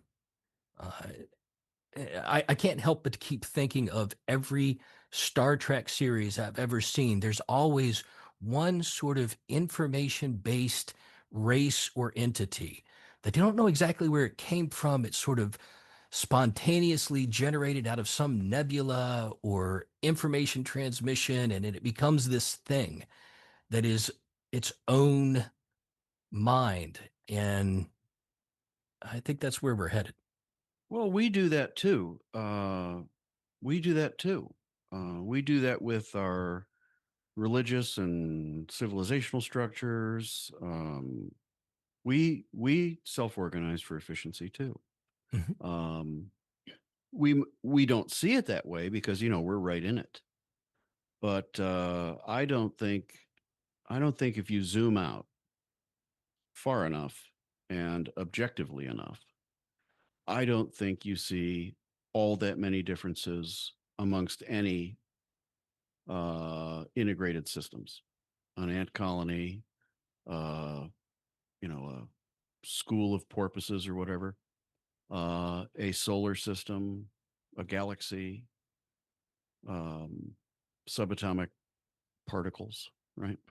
I think you see essentially the same types of behavior right across the board. The thing to me that really made this, the thing that made my pendulum go like this over this topic number 2 is, my framework information first says that UAPs are not spacecraft in the sense that we think of spacecraft, but they're probably something more like an informational substrate level rule rewriter or rule editor. Because as I see it, that you're not going to discover a material that can move through an atmosphere like that. You're not going to discover a propulsion system that can get you from anywhere to here in a short enough span of time to make it worth the endeavor, right? So what that tells me, and where it really gets fun and interesting for me, is when you look at the inside of a spacecraft. I can't wait to see this new S4 movie, the Bob Lazar thing. Yeah. That they used AI to, basically recreate what what's in Bob Lazar's mind about his experiences. But the inside I of haven't heard these, about this movie. oh yeah, what do you do? It's everywhere. You can't Well, the you last can't 6 turn on weeks, anything. the last 6 weeks, I've been Oh, fair enough. taking care of two very elderly, very sick people. Well, it's the number one purchased movie on Amazon, I think, for the last week or two since it came out. And but $20. I'm gonna wait until it's a little cheaper. I didn't know it was out yet. I Yeah, it's listened out. to an interview on it the other day, but Yeah, Okay, I'm as looking for forward to it. the Bob Lazar story, yeah. let me just go up here to Prime and see what this is going to tell me. It'll take I me think there. you could probably rent it for 10, but the inside of these craft, and I'm pretty much a stickler for, I don't believe any one story about things like this, right? Even if nobody's lying, um, people don't, they're not amazing at remembering things. They're not, generally amazing at recounting details. So what I do though is I kind of look at it in the aggregate. Okay, what is harmonious about many reports of this kind of thing? And one of the things that I see as harmonious is people who have described the inside of these craft. You've got purported government insiders who have been inside craft like this. You've got purported abductees who've been inside craft like this. You have people like Bob Lazar who say they've been inside craft like this. And there's a lot of similarities between these different stories. And what they all describe to me when I look at it through information first is an interior uh, that is the same type of interior we would find in a meditation pod or a float tank with soft lighting, and nothing's reflective, and there's no hard angles, and and that's in harmony with what I'm saying about how I think they're likely to work, which is they are a conscious intent amplification Amplification device. interface. Yeah. Mhm. Between conscious being and what its intentions are, and it translates that into substrate level reality, editing of the rules of physical reality. So what that indicates to me is that whoever is in command of those has an understanding of this, and potentially uh, a much greater innate ability to to telepathically express Sure. its intention, right? So my guess would be that if you found a bunch of aliens, variety of different types of aliens, and you got them into an MRI and whatever, figured out what you could about them, I think over time we'd find that they have a much greater um, substrate accessibility, what we would call telepathy or things like that. And that's consistent with what, again, people report about them, which is that's how most of them communicate telepathically. I think it makes good logical sense if the reports are accurate, and if information is the basis, then probably what we're seeing is the beings who have the greatest understanding of that, and the greatest innate ability to be in communion with that functionality. I hadn't thought about it like that from a meditation tank standpoint, but I guess it does make sense. I had thought about it more in terms of, potential uh, telepathic control of the ship, some mind interface with the ship itself, not necessarily as a way to change reality. It could probably be both, I guess. Because okay, so if we take Lazar's word for his story, just for argument's sake, right? Not Mhm. because that's the truth, but just say it was. they were able to fly it. So they were able to take that craft out and do, short flights with it at some point. The one he called the sport model. The sport model, right? The one he Yeah. was working Mhm. on. And so there definitely was some sort of interface where they could get it to just move around. But that doesn't necessarily mean that there isn't also a dual use where they could use it to just completely shift reality uh, in connection with the substrate as well, right? Well, I don't know what those limitations might be. I mean, we're talking about uh, a thing that doesn't exist by our standard of what exist means. I think we're a ways off. If I'm right, we're a ways off from Mhm.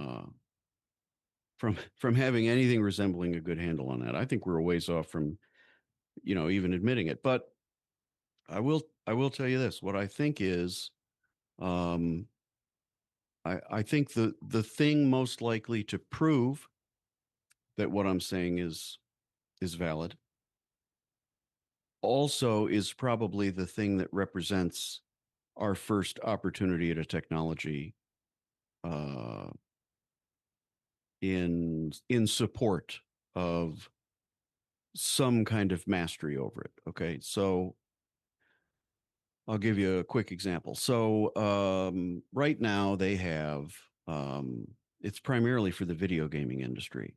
They have these different collections of biofeedback apparatus, right? Mhm. So think like the video game headset that my kids play, from Zuck. Uh, Huh. but and that's very advanced for, as far as it's got cameras on the outside and its ability to kind of position you visually within the game is pretty good, but it does not measure your skin conductivity. It does not measure how much you're sweating. It does not probably do a very good job of tracking and understanding exactly what your eyes are doing and exactly what that means. It's not taking your temperature. It's not measuring EEG anywhere on your body. When you Mhm. start to get into measurements like that, uh, inside of a video game, for instance, or let's say somebody who has a disability, and you want to add, instrumentation like this to be able to, create something to make their life easier or whatever. Like somebody with ALS, I know they've worked on this kind of thing before, where a Right. headset like this, properly deployed, could could have them communicating better and longer, and Sure. so on. But I I see technology like that as a way to measure the informational state within someone's mind and body, which I think will correlate uh, directly to these abilities, right? Right. And I believe that that will show that information um, is is the more fundamental thing to these abilities. And I think that those types of devices and that type of technology can also put us in a position where we might be able to figure out algorithmically uh, how to do things to improve those states, right? We already know that somebody who's good at meditating is better at remote viewing, but I'm talking about kind of taking that to the next level and showing empirically, hey, guess what? You are in the optimal state for this type of function right now, or you're in a close state, and we're going to use technology and these biofeedback mechanics to to help you get to that point. And I think that if you follow that trajectory, it leads to a UAP that looks like a meditation pod inside, with a being in it that over a long time has developed a much better ability for this kind of thing. Makes sense to me. So you do think that there could be beings inside UAPs? Yeah. Yeah. Well, I mean, Okay. again, take all the reports and see, what do they have in common? This is something that they have in common. Hmm. I'm sure, if I can move a craft, whatever, 22 light years with my mind, my guess would be I could do that remotely if I wanted to. Oh yeah, I think so. Yeah, but I just for the record, I do believe generally that UAP exist. I do believe generally that aliens exist, almost certainly from other planets. Now, that doesn't necessarily mean that I think we have all the evidence to know, whatever, the reptilians are from here and the tall whites are from there, and I Well, don't know. It's too steeped in crap and lore and well, whatnot well, but the one of the underlying fundamental parts of the lore that I think really limits our understanding of all this is that it doesn't matter if they're grays, it doesn't matter if they're reptilians, it doesn't matter if they're Nordics. Really, what they are in our way of thinking about them, our way of discussing them, our way of understanding them, is humans. They have essentially the same drives, they have the same thought patterns, they have the same ways of going about getting information, they have the same needs as humans. And that that bothers me. It just seems to me like there would be these species that are thinking or doing something in such a way that I can't even be sure we would be able to understand them. Well, that may also be happening. I mean, my guess would be that the universe is loaded. Loaded. Good word. It's loaded with stuff like us. Um, but look at it from the perspective of just what we definitely do know. We do know that that nature has solved the problem of having all of its marbles in one basket, that being on the ground, right? Mm-hmm. It's solved that problem several times at different times, Oh, yeah. but it's basically solved them the same way each time. Birds, Right. bats, bugs, Bugs. reptiles, they all basically have flown similarly or the same way. And I don't think that is strictly a result of Bernoulli's principle.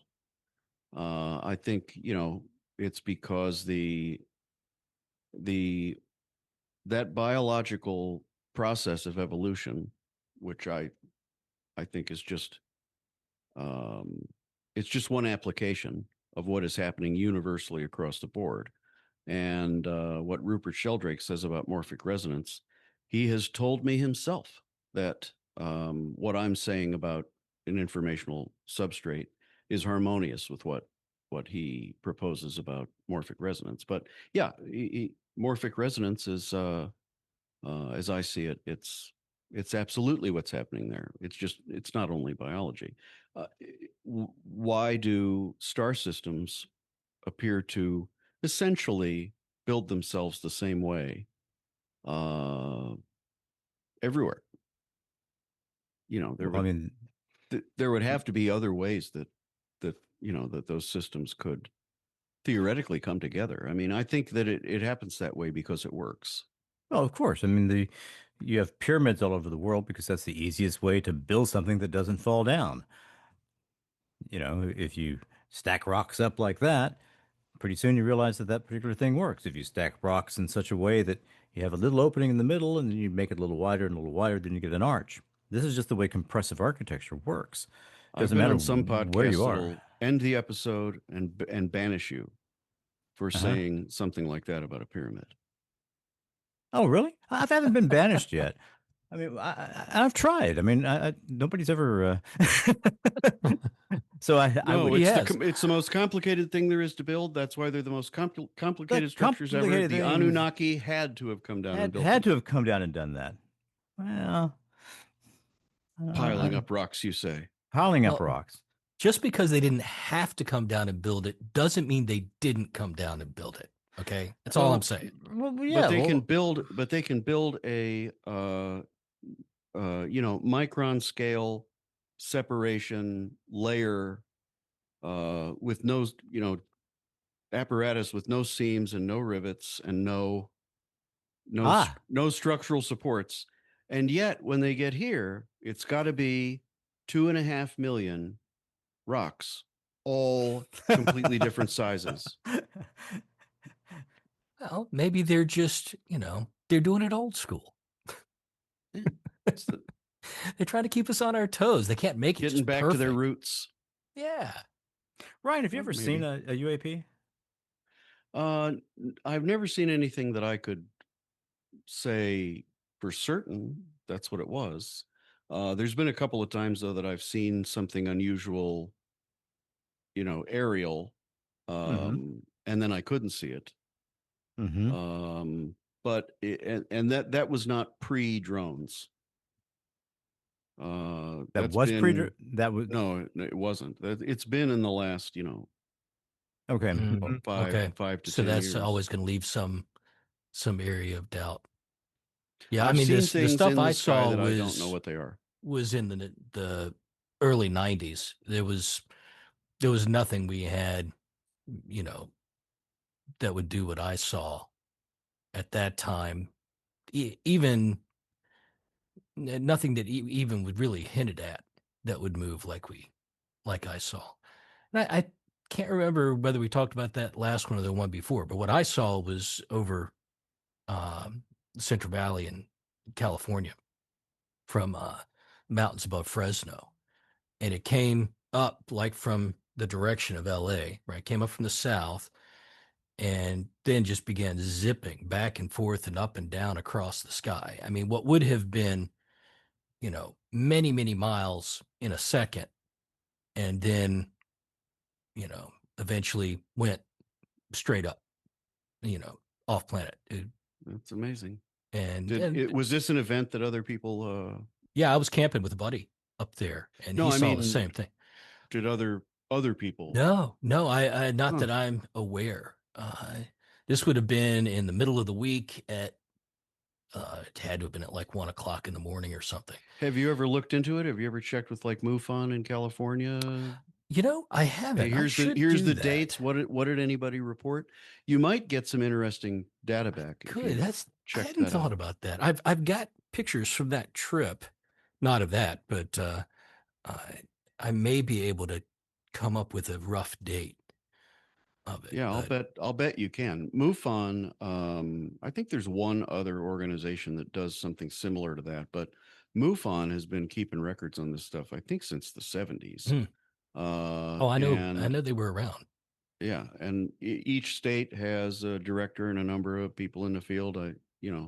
And for the most part, from what I've seen, the people, it's not a bunch of nutcases in MUFON. I think they're a data-driven.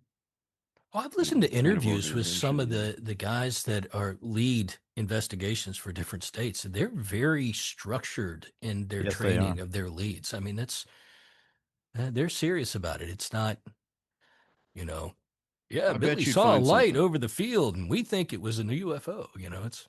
Yeah, I think if you dug into that a little bit, I think you'd find something. And that could be interesting to find out what were some other perspectives on the event. You might even find that it's an event that that people already have a number of good theories on.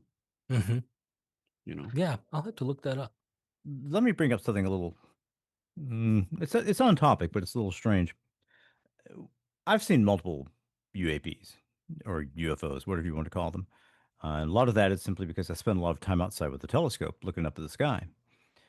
You spend enough time looking up at the sky, you'll see things that you simply can't identify. And you'll see things traversing the moon that shouldn't be there, traversing in the wrong direction, wrong speed. what I saw by occultation of stars was these huge triangles. And they're incredibly massive. And the reason you can tell they're there isn't because they're creating light, but because they block out everything behind them. Um, those always seemed probably military to me. One UFO or UAP I saw, I really believe it was probably some very clever kids who had built kind of a connected Chinese lantern. But the one I saw that really resonates with me, and especially in terms of information, I saw in Charlotte, North Carolina. I was at one of my son's baseball games, and I found myself. I mean, I would normally stay in the bleachers at a baseball game watching my kids play baseball, but I found myself away from the bleachers, and I can remember forcing myself to come out of some oddly altered state of consciousness. Like, you don't want to be here. This isn't the place you want to be. This isn't the mindset you want to have. Looking up in the sky and seeing what I've called the sky train. Dave, you've heard me talk about this. I have. I love this Yeah. story. It's a sky train, and that's the best I can describe it. It wasn't lights. It was structured. It was like you had car after car after car after car. And it wasn't all that terribly high in the sky, maybe 300, 400 feet. There was sort of a noise that it made. And I've had the very strong feeling that this thing was interested in making it where my mind couldn't properly perceive it. Mm. It was like it was okay, if it had something to do with the informational substrate, it was trying to prevent me from experiencing the informational substrate. And I remember finally sort of coming back to consciousness, fully aware that it's there, watching it slowly go across the sky, and then going around the entire baseball stadium or the baseball park, trying to find anybody else who had seen it. They're like, watch this. Well, Watch this.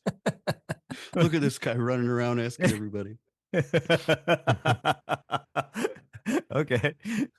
Well, then that's a pretty good. That's not that weird of a story, Vic. That's the kind of thing that you hear about these a lot. Is there's some kind of consciousness / intent. Right. There's some kind of coupling. altering of your perceptive ability or Yeah. mine. It's an SEP field. Somebody else's problem field. Right. Yeah. Yeah. If I'm right, or even if I'm close to right, I'm up to about 87.5% sure that I'm basically right. But if that's the case, I think then that's there the is title. no aspect of reality that is not first an informational arrangement. And so, yeah, people's thoughts and Okay, so then people's thoughts and gravity. I mean, if you can render gravity and the speed of light irrelevant. non-factors, then what Vic is thinking should be pretty easy. Yeah, I am pretty trivial when it comes to that. But I mean, really, that's saying that the genuine power of the universe, the ultimate power, would be in those people who can most adroitly manipulate the informational substrate. I think so. All right. So I have a thought. Taking into account what you were saying earlier about receiving information and applying your own vocabulary and experience to it is the only way you can understand it. Would it be possible? Because what I love about Vic's story here is that it is the most un-UFO like UFO I've ever heard of. Mm-hmm. Multiple craft or cars or whatever connected like a train, moving through the air, no track, nothing like that. I assume you didn't see wheels on them, Vic, Oh, so it no, no, wasn't no, no. like an actual train. No, I mean there were things like Star Trek shuttlecraft. Yeah, With okay. Makes perfect sense. Right. with a number of angles and things like that on them. So now, would you potentially apply the same translation as you think of a vision, right? Ezekiel, the angels, whatever, the seraphim Sure. things, spinning wheels and all that. Would Right. you think of somebody having a vision and then only using the words they have to Correct. describe it? Mm-hmm. My paradigm of the world was essentially mechanical. I'm looking up at something that seems to be mechanical, therefore that's how I'm describing it. Right.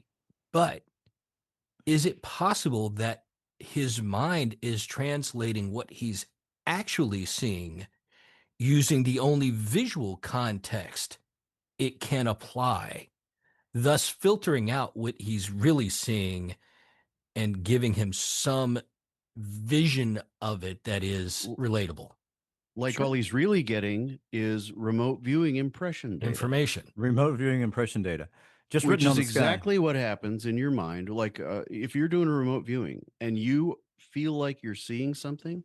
Now, I can't speak for everybody, but I can say that this is true for me, and the majority of people that I've spoken to who do this say something similar to this. And it's accepted in in remote viewing methodology that we accept this as essentially a truth. When you are seeing anything, like in your mind's eye, that is your imagination putting it together for you, right? So Essentially, yeah. we already know that that happens in remote viewing. When I was picturing stormy waves, that was not the data, right? That was Right. my uh interpretation slash analysis slash imagination. It's my brain doing what it does.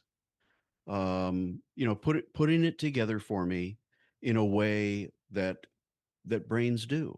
It shows you a thing that you can look at. And it could well be that UAP encounters, religious experience, all of the things that fall into these podcast type categories. It could well be that's how it comes, and all of our descriptions of it have an element of that thing that our brain does with the data. Ryan, in all of your reading for the book and for your life, have you read The Varieties of a Religious Experience by William James? James, William James. Mm-hmm. I haven't read that book, but I've read lots of components of things from William James, but Okay. mostly other people. Other people's discussion of William James. Yeah. And, just humbly, it might be a good thing to look at sometime. Yeah, it probably is. But all right, speaking of remote viewing, why don't we get back to our remote viewing experiment here? Let me think if I And we feel have like to I want to. we have to rely on Ryan to either move us in that direction or dissuade Well, us from doing so. while he's Let me thinking look at about my that, session and see.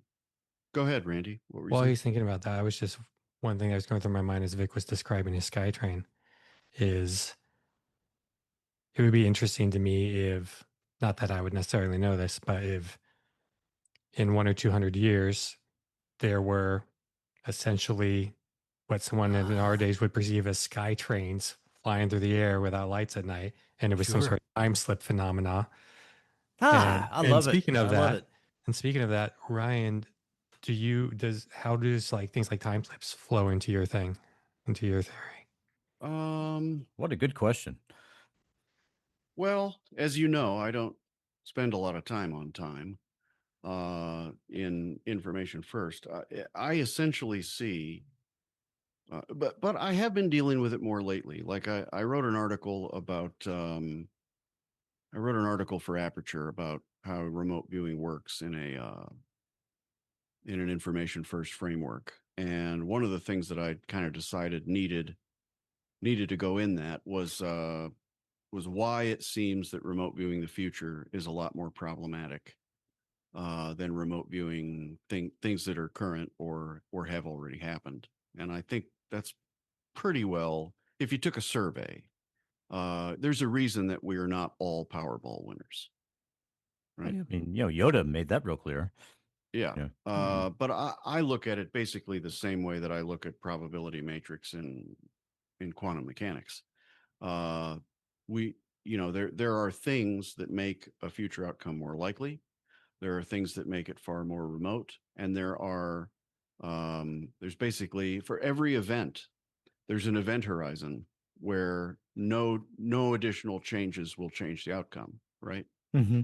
And just recently, matter of fact, I got a video getting ready to come out on YouTube talks about this. There were a lot of remote viewers, anecdotally, and we've got session data that says they were seeing 9/11 for a number of years before it happened. And I kind of evaluated that. Okay, the balls in the bin that are bouncing around, going to pop out the top, and those are your lottery numbers. That's an intentionally random event. It doesn't have roots back into the past. It's a self-contained, intentionally random event. There's nothing you can do outside that bin that's going to change the outcome inside the bin. And so an intentionally random event would be much more difficult from a probabilities standpoint to be able to remote view, notwithstanding the problem with numbers, which we can get into that, but that is a problem. The intuitive part of your mind can't count, doesn't know what what numbers are. But, you look at something like 9/11, how far back do the roots, if you looked at it that way, roots, how far back do 9/11's roots go? They go back at least to like 1979. At least. The Russian invasion of Afghanistan is probably the earliest point in time that you could say the things that went on to, establish themselves that end up being 9/11. So yeah, if the Soviets didn't invade Afghanistan, probably 9/11 doesn't happen the way that it did. But you couldn't go 6 months before that probably and do anything that stops 9/11 from happening, right?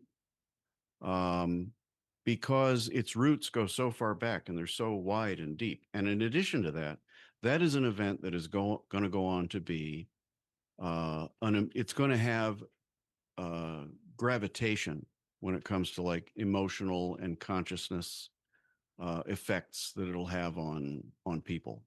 So I think both of those factors, kind of from two different sides of the event, make it easier to remote view, or more likely to be, because it's more likely that it's something that will happen.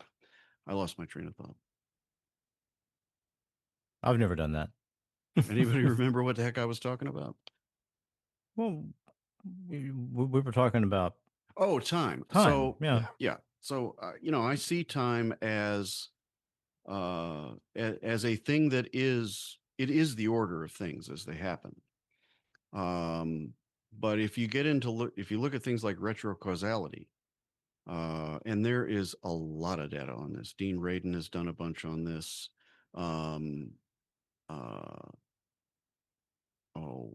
Daryl Bem with the like delayed choice stuff, or measuring people's emotional response to stimuli, and seeing that statistically very significant results that, I'm going to show you 10 pictures in a row. Randomly, one of them is going to be, whatever, a dirty picture or a scary picture. And I'm going to measure your physiological responses. Correct. In the split second before you see it. That data supports what physics kind of already is telling us. And that is that the future is not, the outcome is not unrelated to what does and does not happen. And I see that this is an area of the framework that moving towards developing now, but I see that as possibly being related to coherence bias.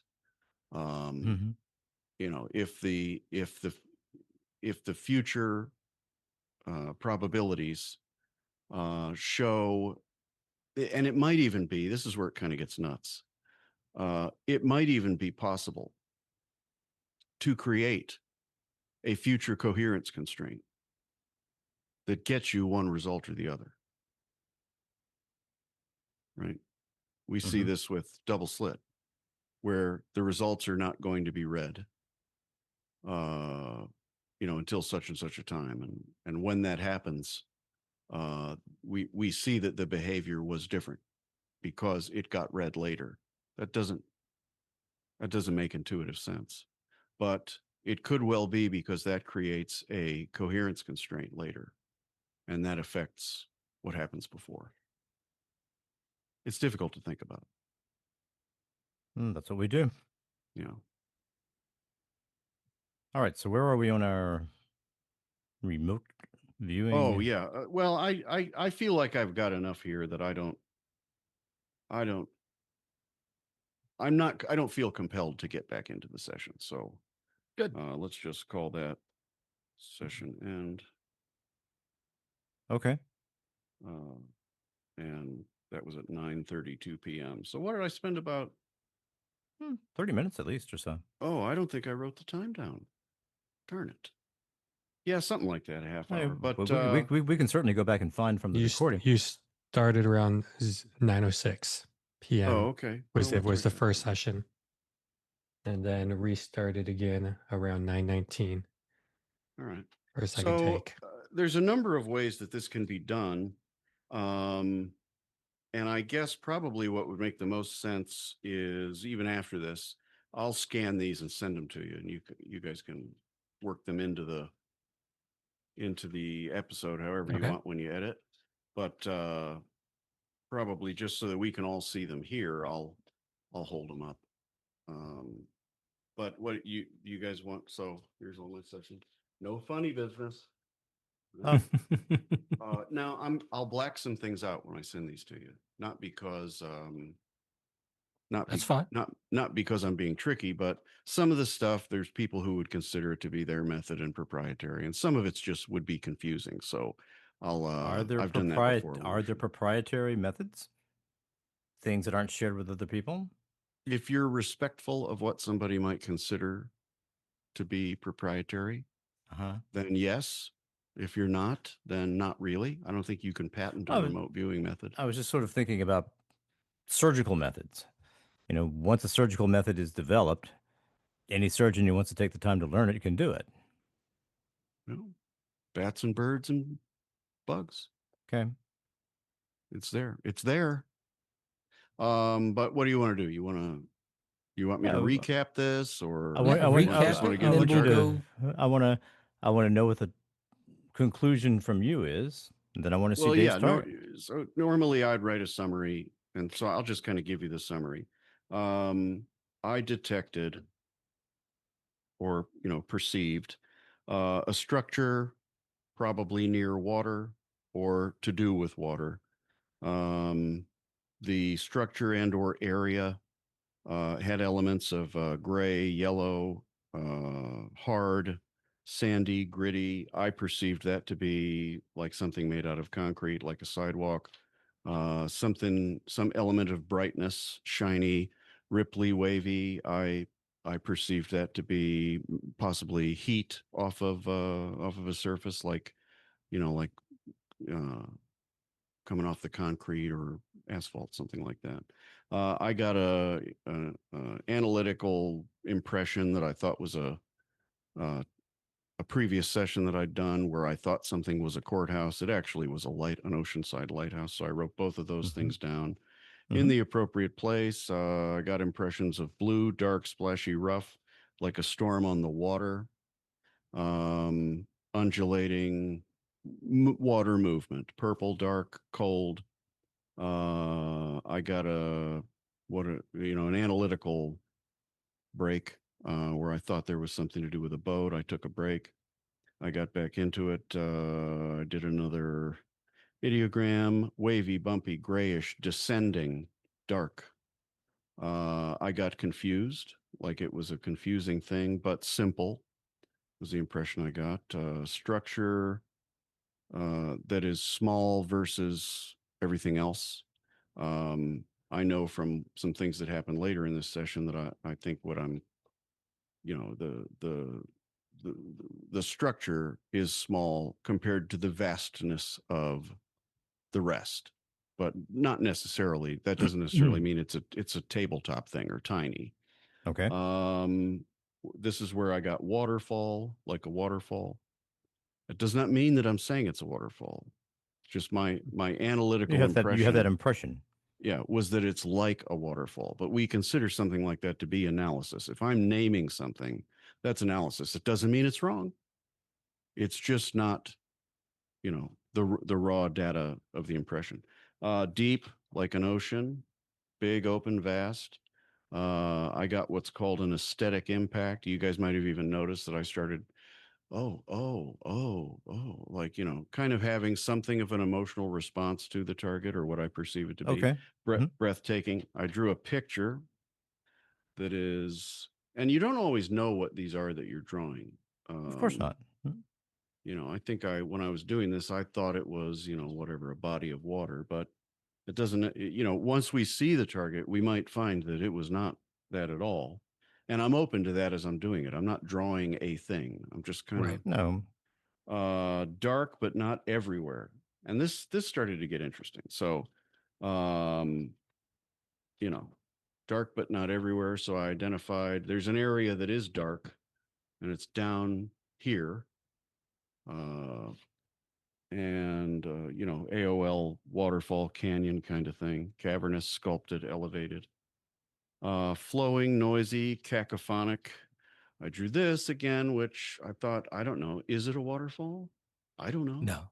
But no, I'm not asking if it's a waterfall. Oh. I'm saying, is this drawing a waterfall? Right. It could be. Yeah. It could be something Well, else. I mean, it's just a collection of elements with a certain spatial relationship. Yeah, but know, what's crazy is That could be water or anything else.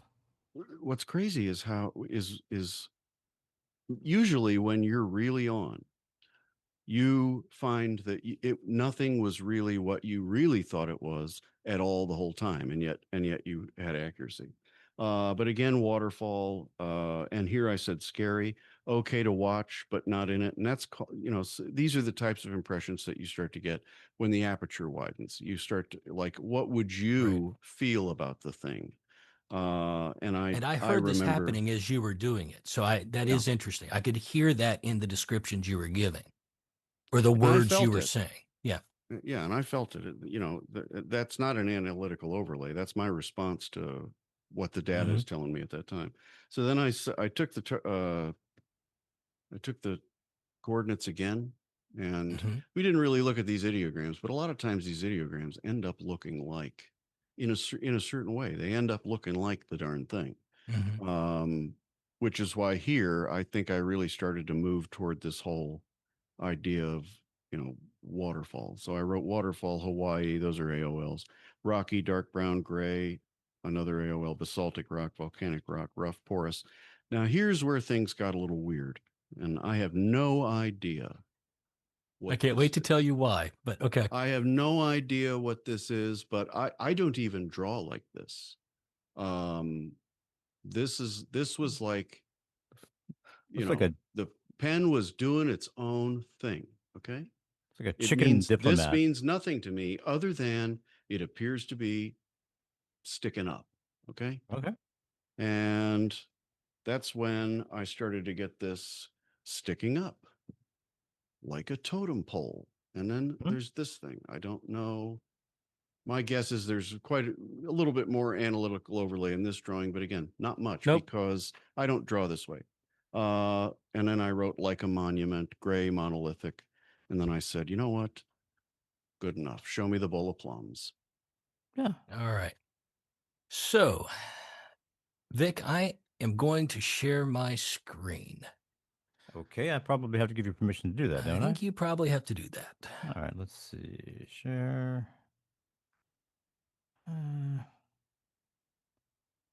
Share. Let's see. Host member. Now, Ryan, I want you to understand as Vic figures this out, And it being was pretty not my dumb. intent to be complex and complicated in how I did this, but it is the way my mind thinks.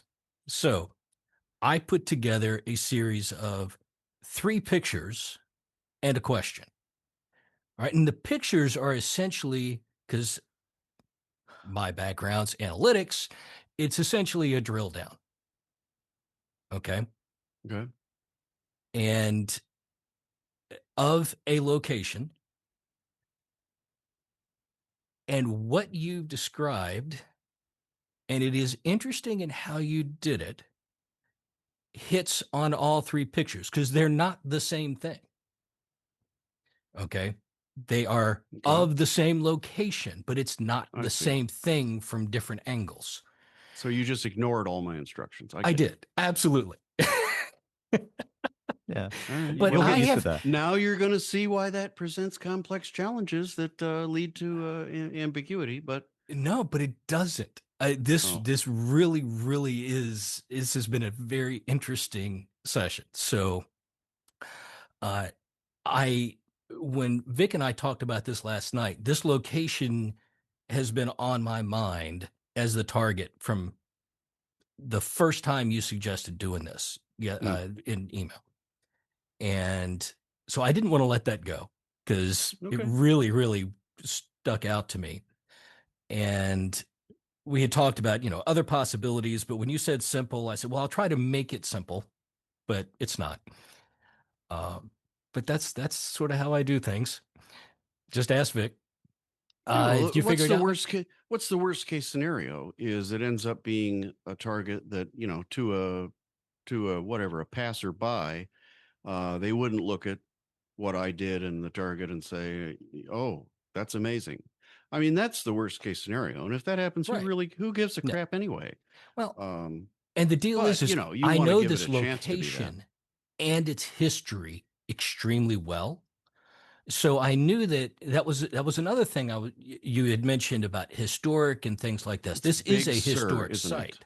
No, it's not. Oh, okay. But the nice thing is this is a place that Laura and I have investigated about 5 or 6 different times, and we know the history of it very well. At least a couple 100 years worth of history. But Vic, did you get the request to share? Yes, I did. Zoom has changed things. They don't give me the chance to preemptively give you that option. So I said allow. Okay. There we go. All right. So now I can share. So I'm going to share this particular screen. All right. Can you see my screen? I can, yeah. I can see it. SA 38, Monumental Church. Now, what's interesting, Ryan, is you went back and restarted the session multiple times. And Well, I took the tasking again, and kind of get back Right. to baseline. But when you did that, you shifted, whether you realize it or not, between the pictures. Oh yeah, I guess that's not that Okay. weird. So this is the last thing that I think you were focused on. You said, like a monument, like I a did. totem, sticking up. This is the plaque outside on the sidewalk.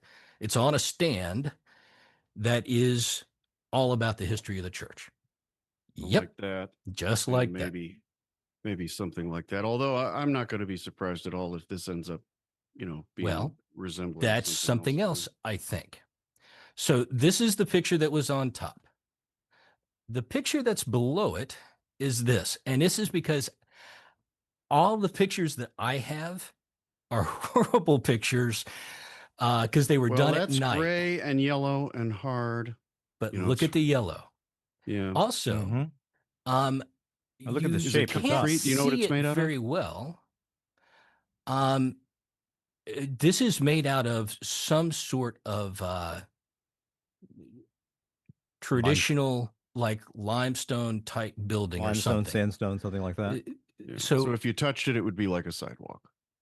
well, we're going to get to a That's- sidewalk in a minute. That's something All right. else. I'm going to open a little better picture of the site.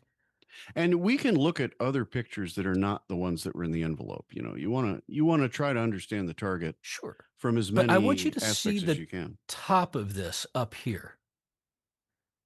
Yeah. Okay. You talked about a lighthouse, Oh yeah. right? So this Yeah. church was built by a student of Jefferson. So it is traditional Jeffersonian architecture. This is actually a octagonal building with a dome. Uh-huh. All right. And let's see, here's a different view of it here. That's actually a more clear picture. Huh. Okay. But it does have this jutting, structure on the top. And it's also small compared to all the other things around it, It frankly. is, yeah. Mhm. It is. Well, that actually does make some sense where I was getting this, what I felt like was an overlap between this, and it was the last session that I did, where I thought it was a federal building in Las Vegas. It ended up being a lighthouse in San Diego. But there were some similarities here, so Well, and it it's is actually not that very, weird. it is the architecture is very courthouse like. So if you look Yeah. at this last picture, you see you got the columns in the front. Actually, when I look at this other picture, this isn't the one I used, but this one that I've got up now, it's almost like your waterfall where you have the two sides and then the opening in the front. But I don't know if that's Well, related or not. I've got this one, Hang on, let me pull you back up and so I then can I've see. got this. All right, hold on. I got to pull you back up on this. Which, Okay. frankly, I mean, Yeah, look at the roof of that that right there. It's thing. I very, mean, oh yeah. And you you've know, got the dome sort of look there. Absolutely. mhm. This is how it goes. Yeah.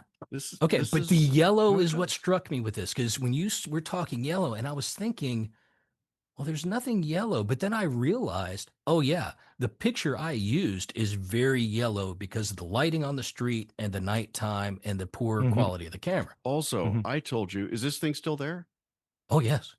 I told you that I would consider any target to be at present. At present. Absolutely. Well, the whole time we've been doing this, it's evening on the it's late evening on the East Coast, so 9 p.m. I mean, it would have been dark. It would look just like Uh, this because the street lights Probably. there are yellow, and this is in downtown Richmond. So So where the hell's the water? okay, we'll hit the water last. Well, okay, so this Okay. is in downtown Richmond. There's no water underneath this, um, or beside it, but downtown Richmond is encircled by the James River. Hmm. So this is on near the top of a hill that goes straight down to the What is to the the river. weather doing there right now? Oh, that's a good question. That's a really good question. Let's look that up. Let's see.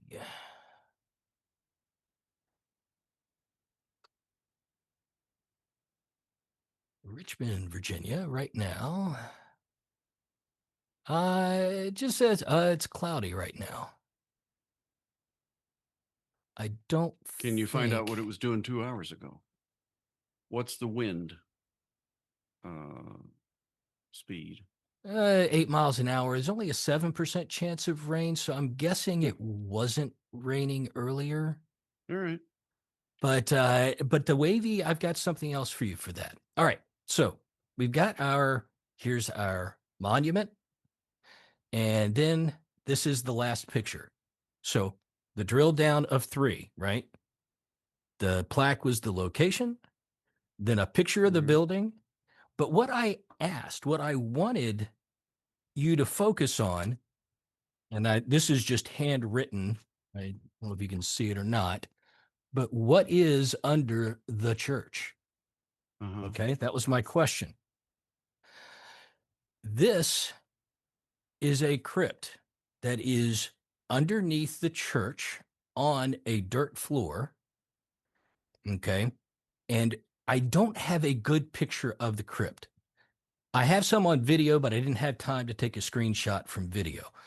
Mhm. It is about an 8 by 10 rectangle of brick with a concrete slab top.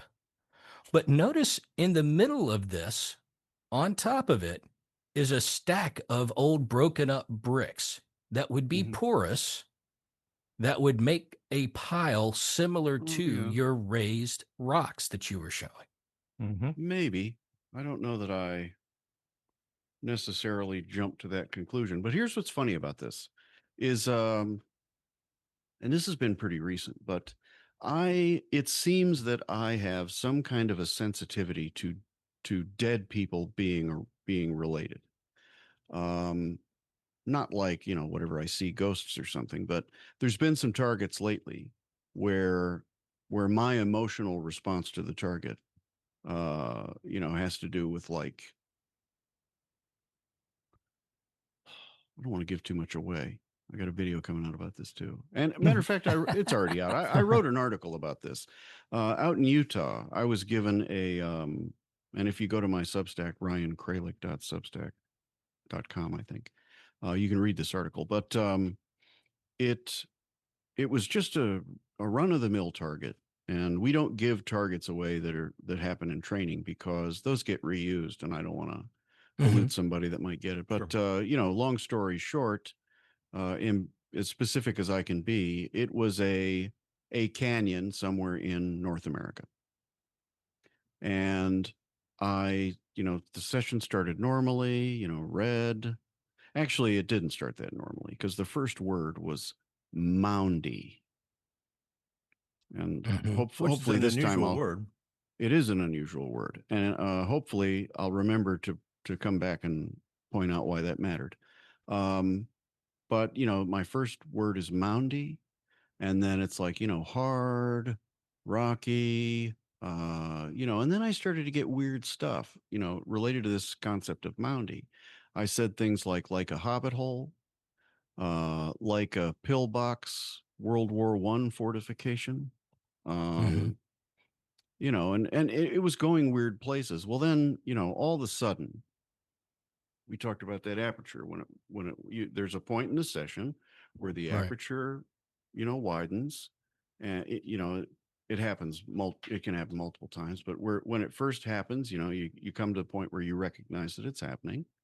And this is where, if you're going to have some kind of an emotional reaction to the target, you have one. Well, for this target, my emotional reaction was crippling, um, uh, what would the word be? Grief.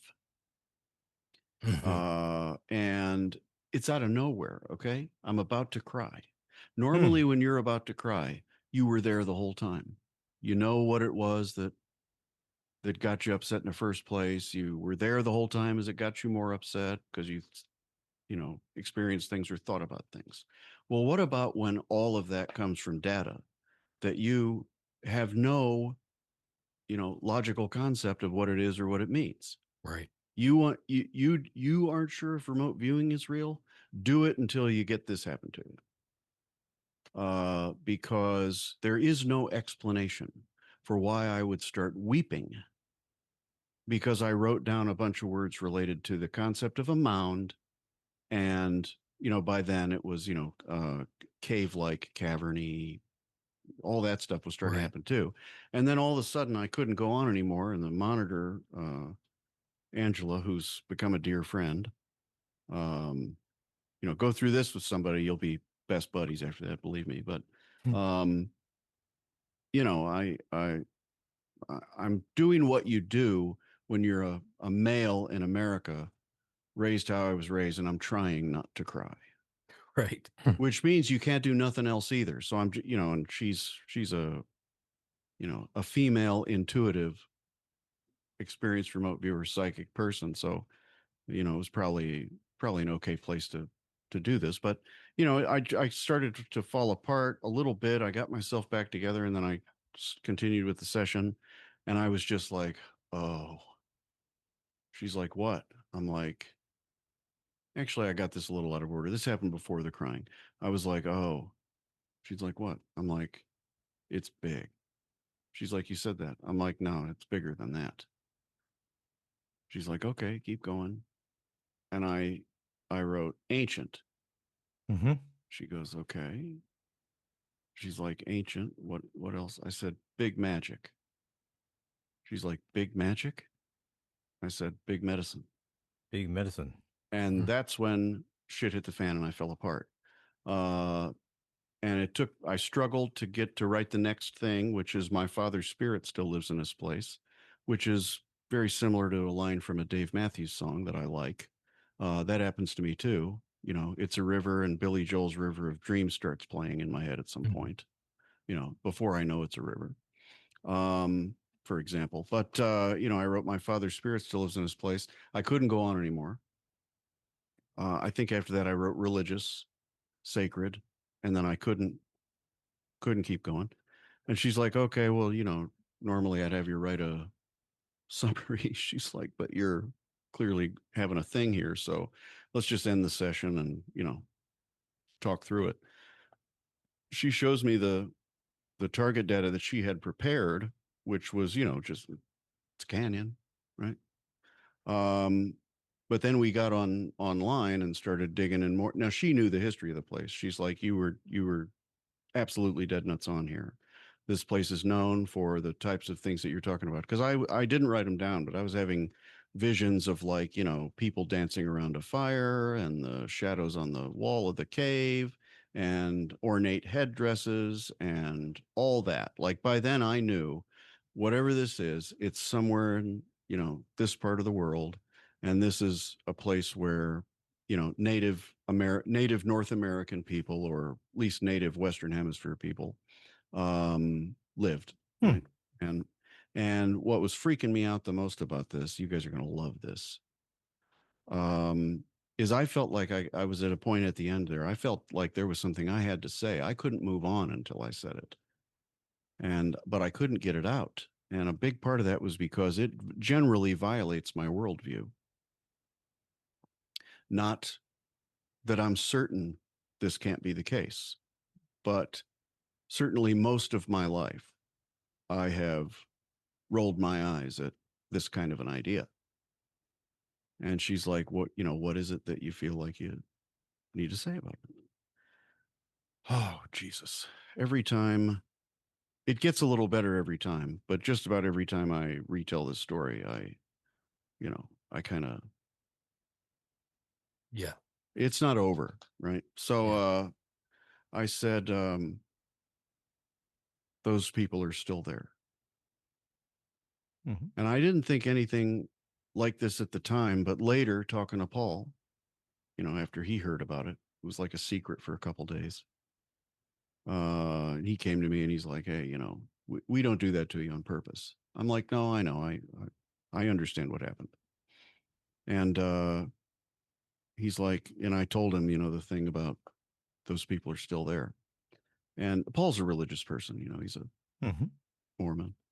And he didn't really comment on that. He just said, well, at the beginning of class, I told you that all targets are present day.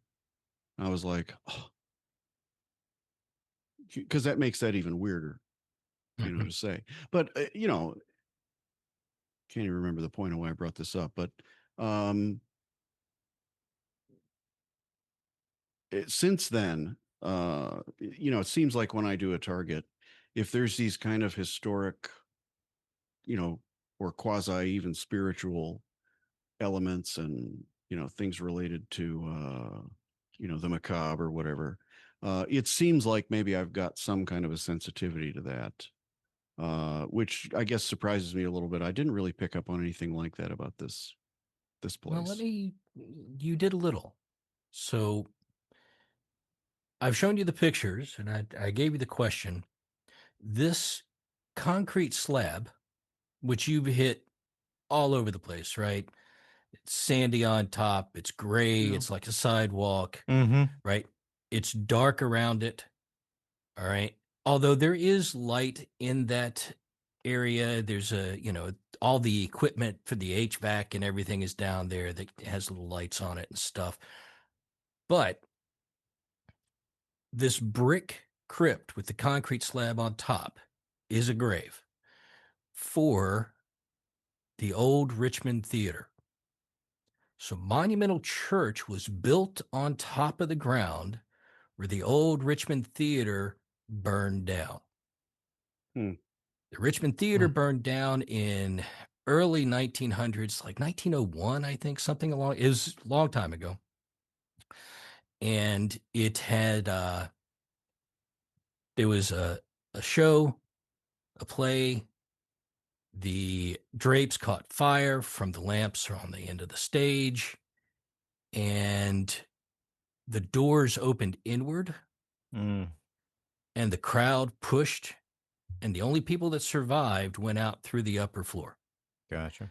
And the whole thing burned down, and it was so bad of a fire, they could not identify the remains. Hmm. So everybody is buried together in this crypt that's underneath the church. Wow. And so there was Buried a horrific with a broom, kind of thing. buried whatever they could identify Right. is inside of this concrete slab capped crypt. Whatever they And- could recover, actually. Correct, whatever they could recover. Hmm. And so you talked about heat rising, it being wavy. You did talk about water. Now, I was just I going am to ask, sure does this there's flood? fire put out Does with this water. flood? I don't know. Yeah, but they're I'm not certainly- aware of any real flooding problems in the building. The reality is this is at the top of a hill, so there's not any, standing water real problems. It all rolls down to the Mm. river. You got any Uh, pictures of the theater? I do not. I might I'm be just able going to write this find down so I something, can though. do some of my own evaluation later. I just want to. You said it's what's this place called? This is called Monumental Church. If I find some other elements of it that I feel, because sometimes it's not just the drawing and the words that you described. Once in a while, you see an element and you're like, oh, okay. Like Right. that happened to me with actually, it was another church or church-like thing. And I kept seeing this, I shouldn't say seeing, I kept perceiving this element of the thing that I couldn't describe, but I knew it was in the way. Right. And the monitor is like, well, what do you mean in the way? I'm like, it's a pain in the ass for somebody. And he didn't understand what I was talking about, and I didn't either. But then when we were evaluating the data later, the grounds that this religious structure is on, and it's a later religious structure, it's not ancient or anything, is right up against a national park. And as soon as I saw the park on the map, I said, that's the pain in the ass. And he's like, what do you mean? I'm like, when they were building this, that park was, probably constant. The park certainly predates the structure, and it was a constant pain around the creation of this other thing is to do with that park. That's the thing that was in the way of either what they wanted to do or, engineering wise, that something had to be taken into account, or they couldn't get all the land they wanted to build this thing because of that thing. And so sometimes you go back later and you see something and it just it might not even look like a picture or something you described, but it just, you kind of instantly, oh, okay, I see. I understand that impression now, if that makes sense. No, it makes perfect sense. So this So is this is an ritual. image of the fire, and I was, my memory is terrible. 1811 was when the fire occurred, and so the old building was it looks like fairly rectangular, square, Yeah. Right. three stories high or so. But Very it- colonial. yeah, Yeah. and as far as the water, there's definitely water around it in the terms of the river. Yeah. behind it is a hospital. Mm-hmm. Those buildings beside it is all MCV, Medical College of Virginia. Right. Mm-hmm. I don't know if there's a fountain or something around it, but it's hard to say. Yeah. There Well, I'll are dig a in a little bit and see number if of fountains anything. in the area. I'll dig in a little bit and see if anything rings a bell, because sometimes it's not necessarily going to be that that thing that you drew looks identical to this other thing. It must have been that Right. thing that you were seeing, because there is no seeing it. But I may dig in here and end up identifying something that, on like a gut feeling resonance basis, I can say, seeing that now, I have a better understanding of this impression, or maybe even not even a full impression, this thing that was kind of felt. Mhm. Maybe and maybe not. Sometimes Well, sometimes you're off in la la land describing, whatever you're imagining something. But it looks to me like there's a lot of elements that match. absolutely. I would, Hmm. if we were going to do this on a Targ scale, which I think is of 7 out of 7. I think this would be probably a 5, probably a 5. Now, if I'd have stayed with this session, and started to get into some of the later stages where I started to talk about things like use, Mhm. what's it for? What's it do? Probably I was on enough that those were going to be those. I'm usually pretty good about those, frankly. Um, what's the use? And that will even lead you, like, once I perceive what the use is, a lot of times that helps you get a better handle on the previous data. Sure. Oh, okay, I see. It's whatever. There's something religious about it, or probably I would perceive, and it's through my mind. So I'd be like, well, it's religious, but not like sacred religious, like modern religious, would probably be where my mind went with it. But And so here's an interesting. I understand what you're saying in terms of the impressions and the reality. The first time we went to this place, we were doing our tour. They,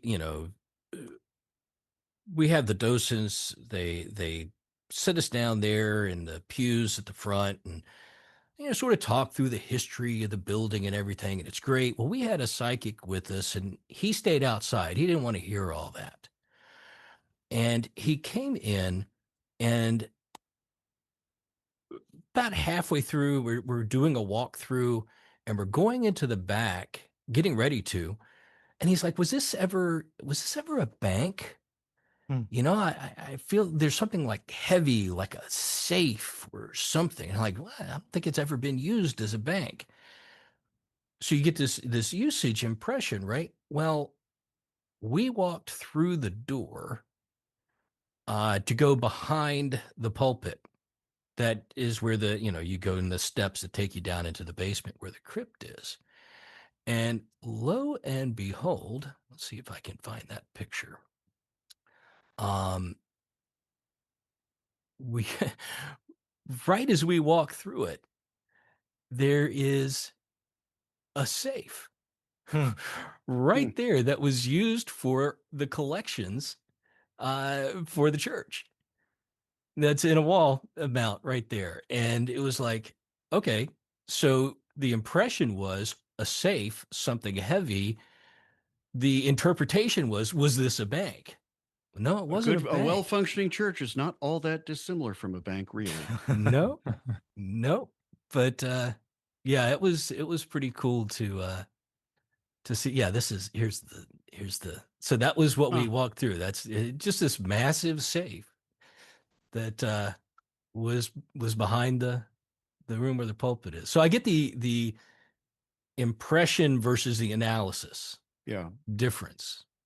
Yeah. Yeah. Yeah.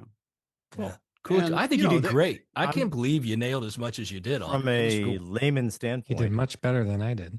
Yeah, there's yeah, Randy, how did you Yeah, do? but you were Let's see. nervous. Yeah, and I don't think I did great. I got a few things I think were lucky, but You stopped mostly, after about 5 minutes, though, didn't you? yeah. Yeah. Because at Well, first I what is luck, started though? off with like curve modeled cold chill and breath. And then my mind went to like the moon, probably because of the Artemis stuff that just happened. And I was thinking of like a moonscape, which slightly reminiscent of that basement crypt thing, but I'm not going to say that that's what it was. And then I got distracted and stopped because I was too focused on what you were narrating, Ryan. And then when I went back, Yeah, that does make only it tough. things- I mean, yeah. And I'm not, there's nothing wrong with you doing that. That's your thing. It was about you, not me. And the only other things that I wrote down were sound with patterns, which sure, church, theaters, whatever, but it could just be what I wrote down. And then heavy chest and jaundiced. And most that doesn't mean jaundiced. jaundice, which the only thing I saw with that was like, oh, the photos are kind of jaundiced looking. Yeah, the But Darn yellow. right they are. yeah. Yep. So I just want to share this with you. So, you know, all day long when I'm not doing this stuff, right? I run a marketing company, and I run a marketing company because for a long time I was a salesperson in the marketing industry. I worked for a magazine and so on, and you know, sold advertising, and so all of you know, if I'm actually an expert on anything, it's like it's sales and marketing. And so for a long time, I've also managed salespeople and so on. And here's one of the things I always tell my people that I'm training or managing or working with. The salesman wants to come back, right, when he makes a sale. And he wants to talk about what a wonderful job he did, how absolutely everything that he said was just the perfect thing. He just followed it, you know, he did exactly what he was supposed to do. Everything he came up with to say was a stroke of genius, right? Mhm. He's really, truly gifted. Nobody else could have done this but him or her. And when he doesn't make a sale, he wants to come back and talk about what a moron the guy was, Right. right? Yeah.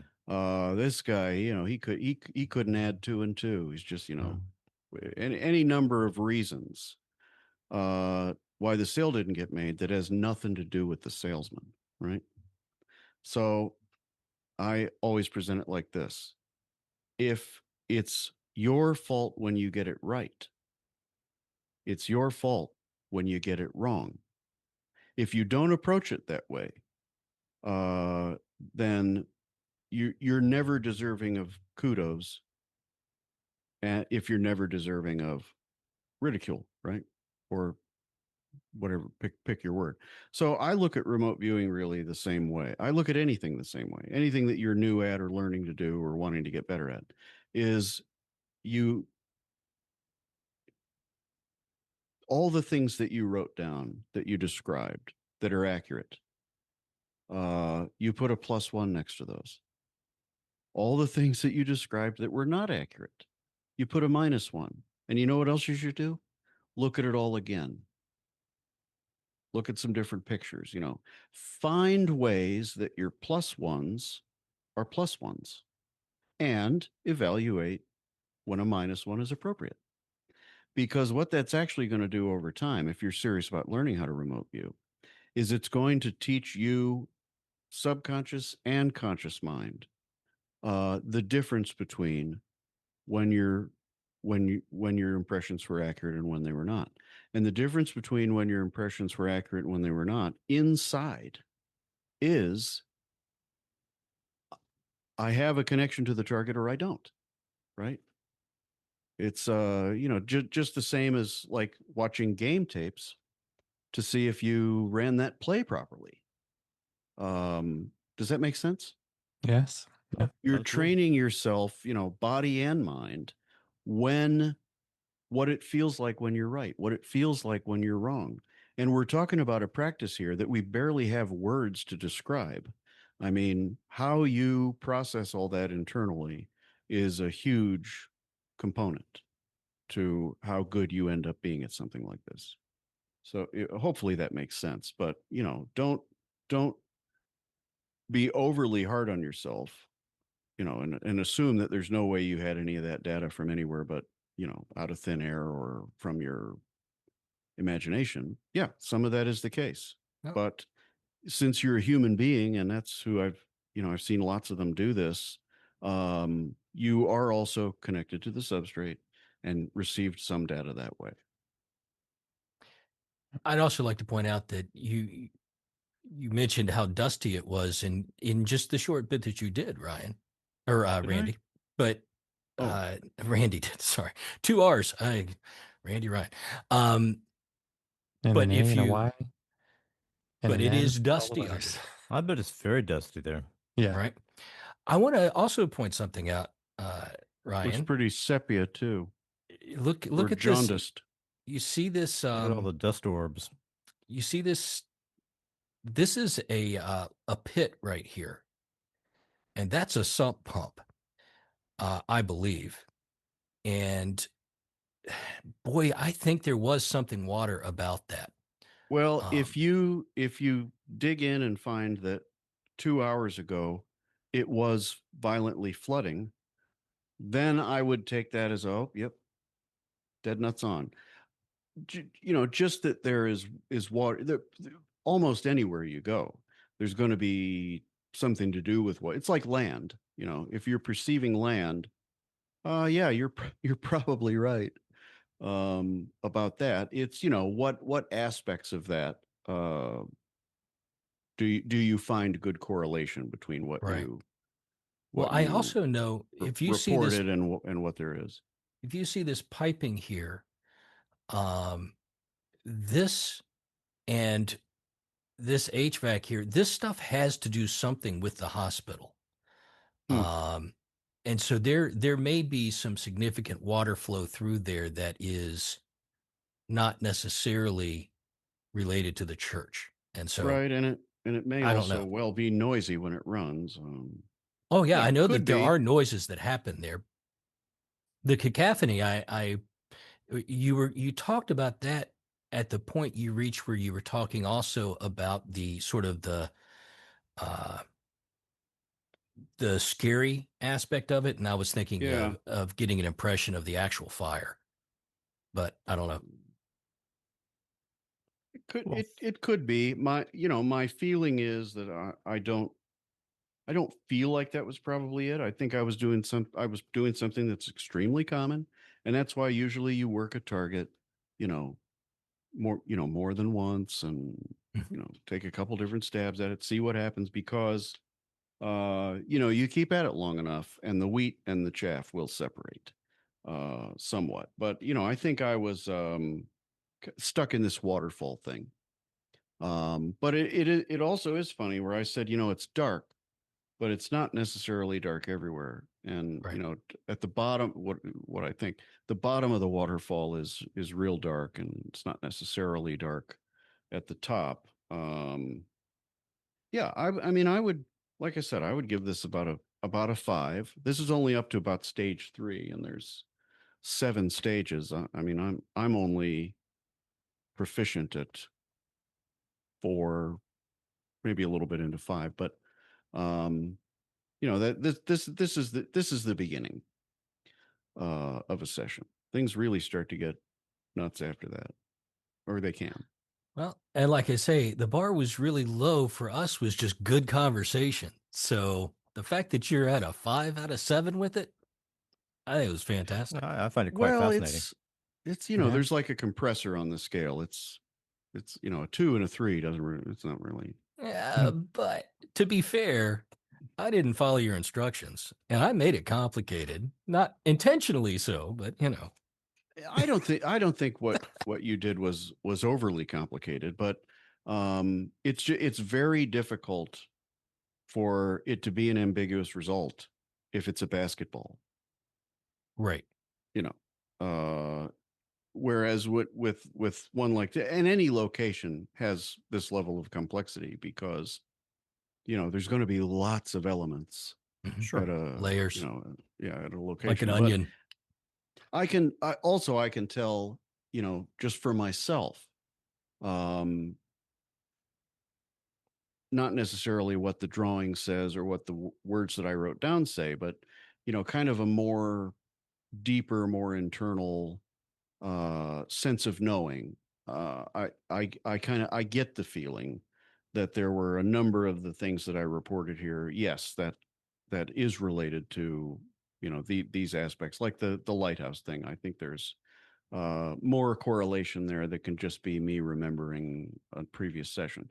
Same with like the concrete and the, you know, impressions of the colors and so on.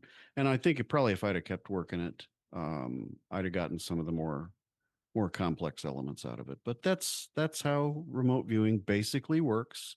So when somebody pops on, you know, your YouTube feed and says that they, you know, sat down next to the reptilian queen and had coffee, and, you know, it's unequivocal that Jesus has canceled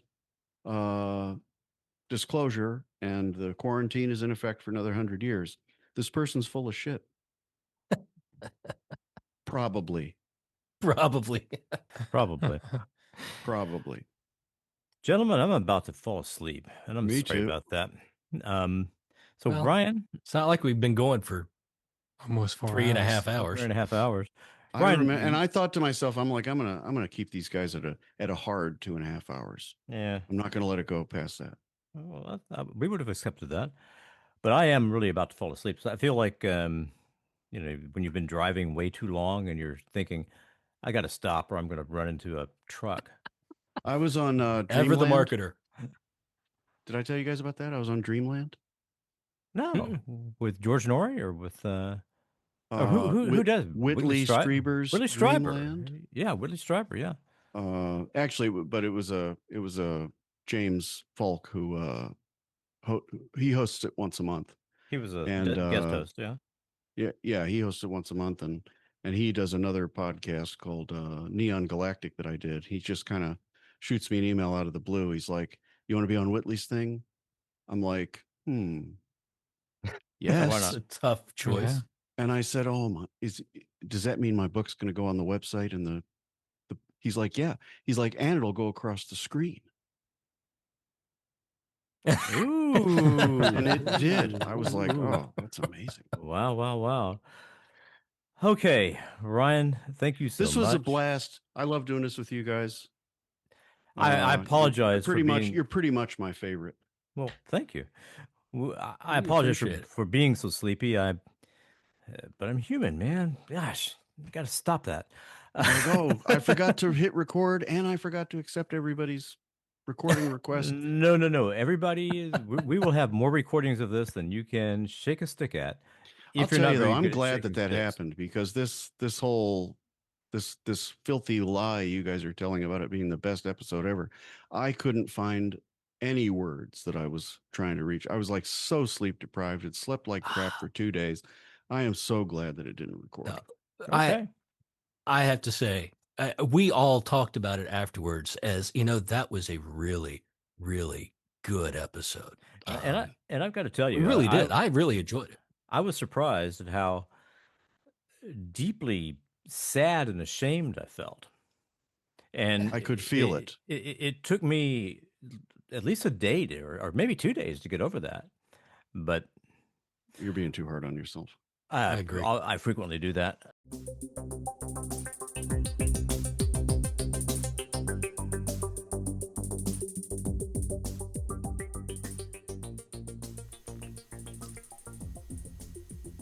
Thank you for listening to the Paranormal Rundown.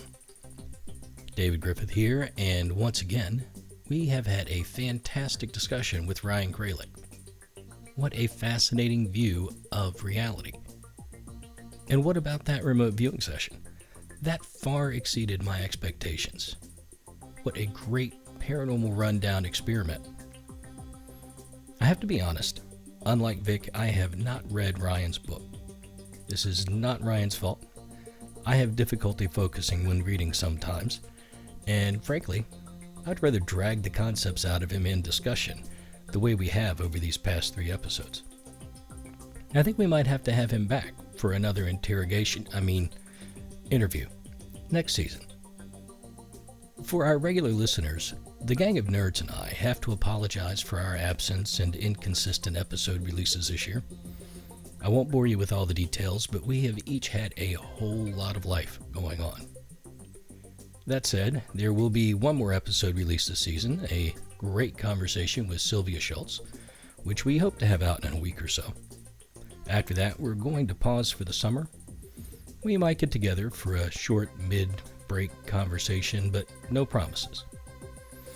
During that break, we'll be working hard to put together a consistent audio and video format and try to streamline the process so we can put out episodes faster.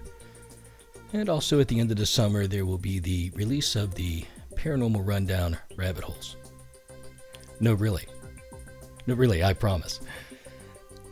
The Paranormal Rundown is a joint production of Vic Hermanson, David Griffith, Randy Cantrell, Father Michael Birdsong, and Father Josh Birdsong. The music you heard was by Lobo Loco, Smart Sound, or in the public domain. All media clips were covered under the Fair Use Doctrine. So this is David Griffith signing off for the Paranormal Rundown. We'll be back in a week or two. While you're waiting, why don't you send us an email at feedback@paranormalrundown.com or leave a comment. Or perhaps send us a very clear mental image through the substrate. We'll be listening.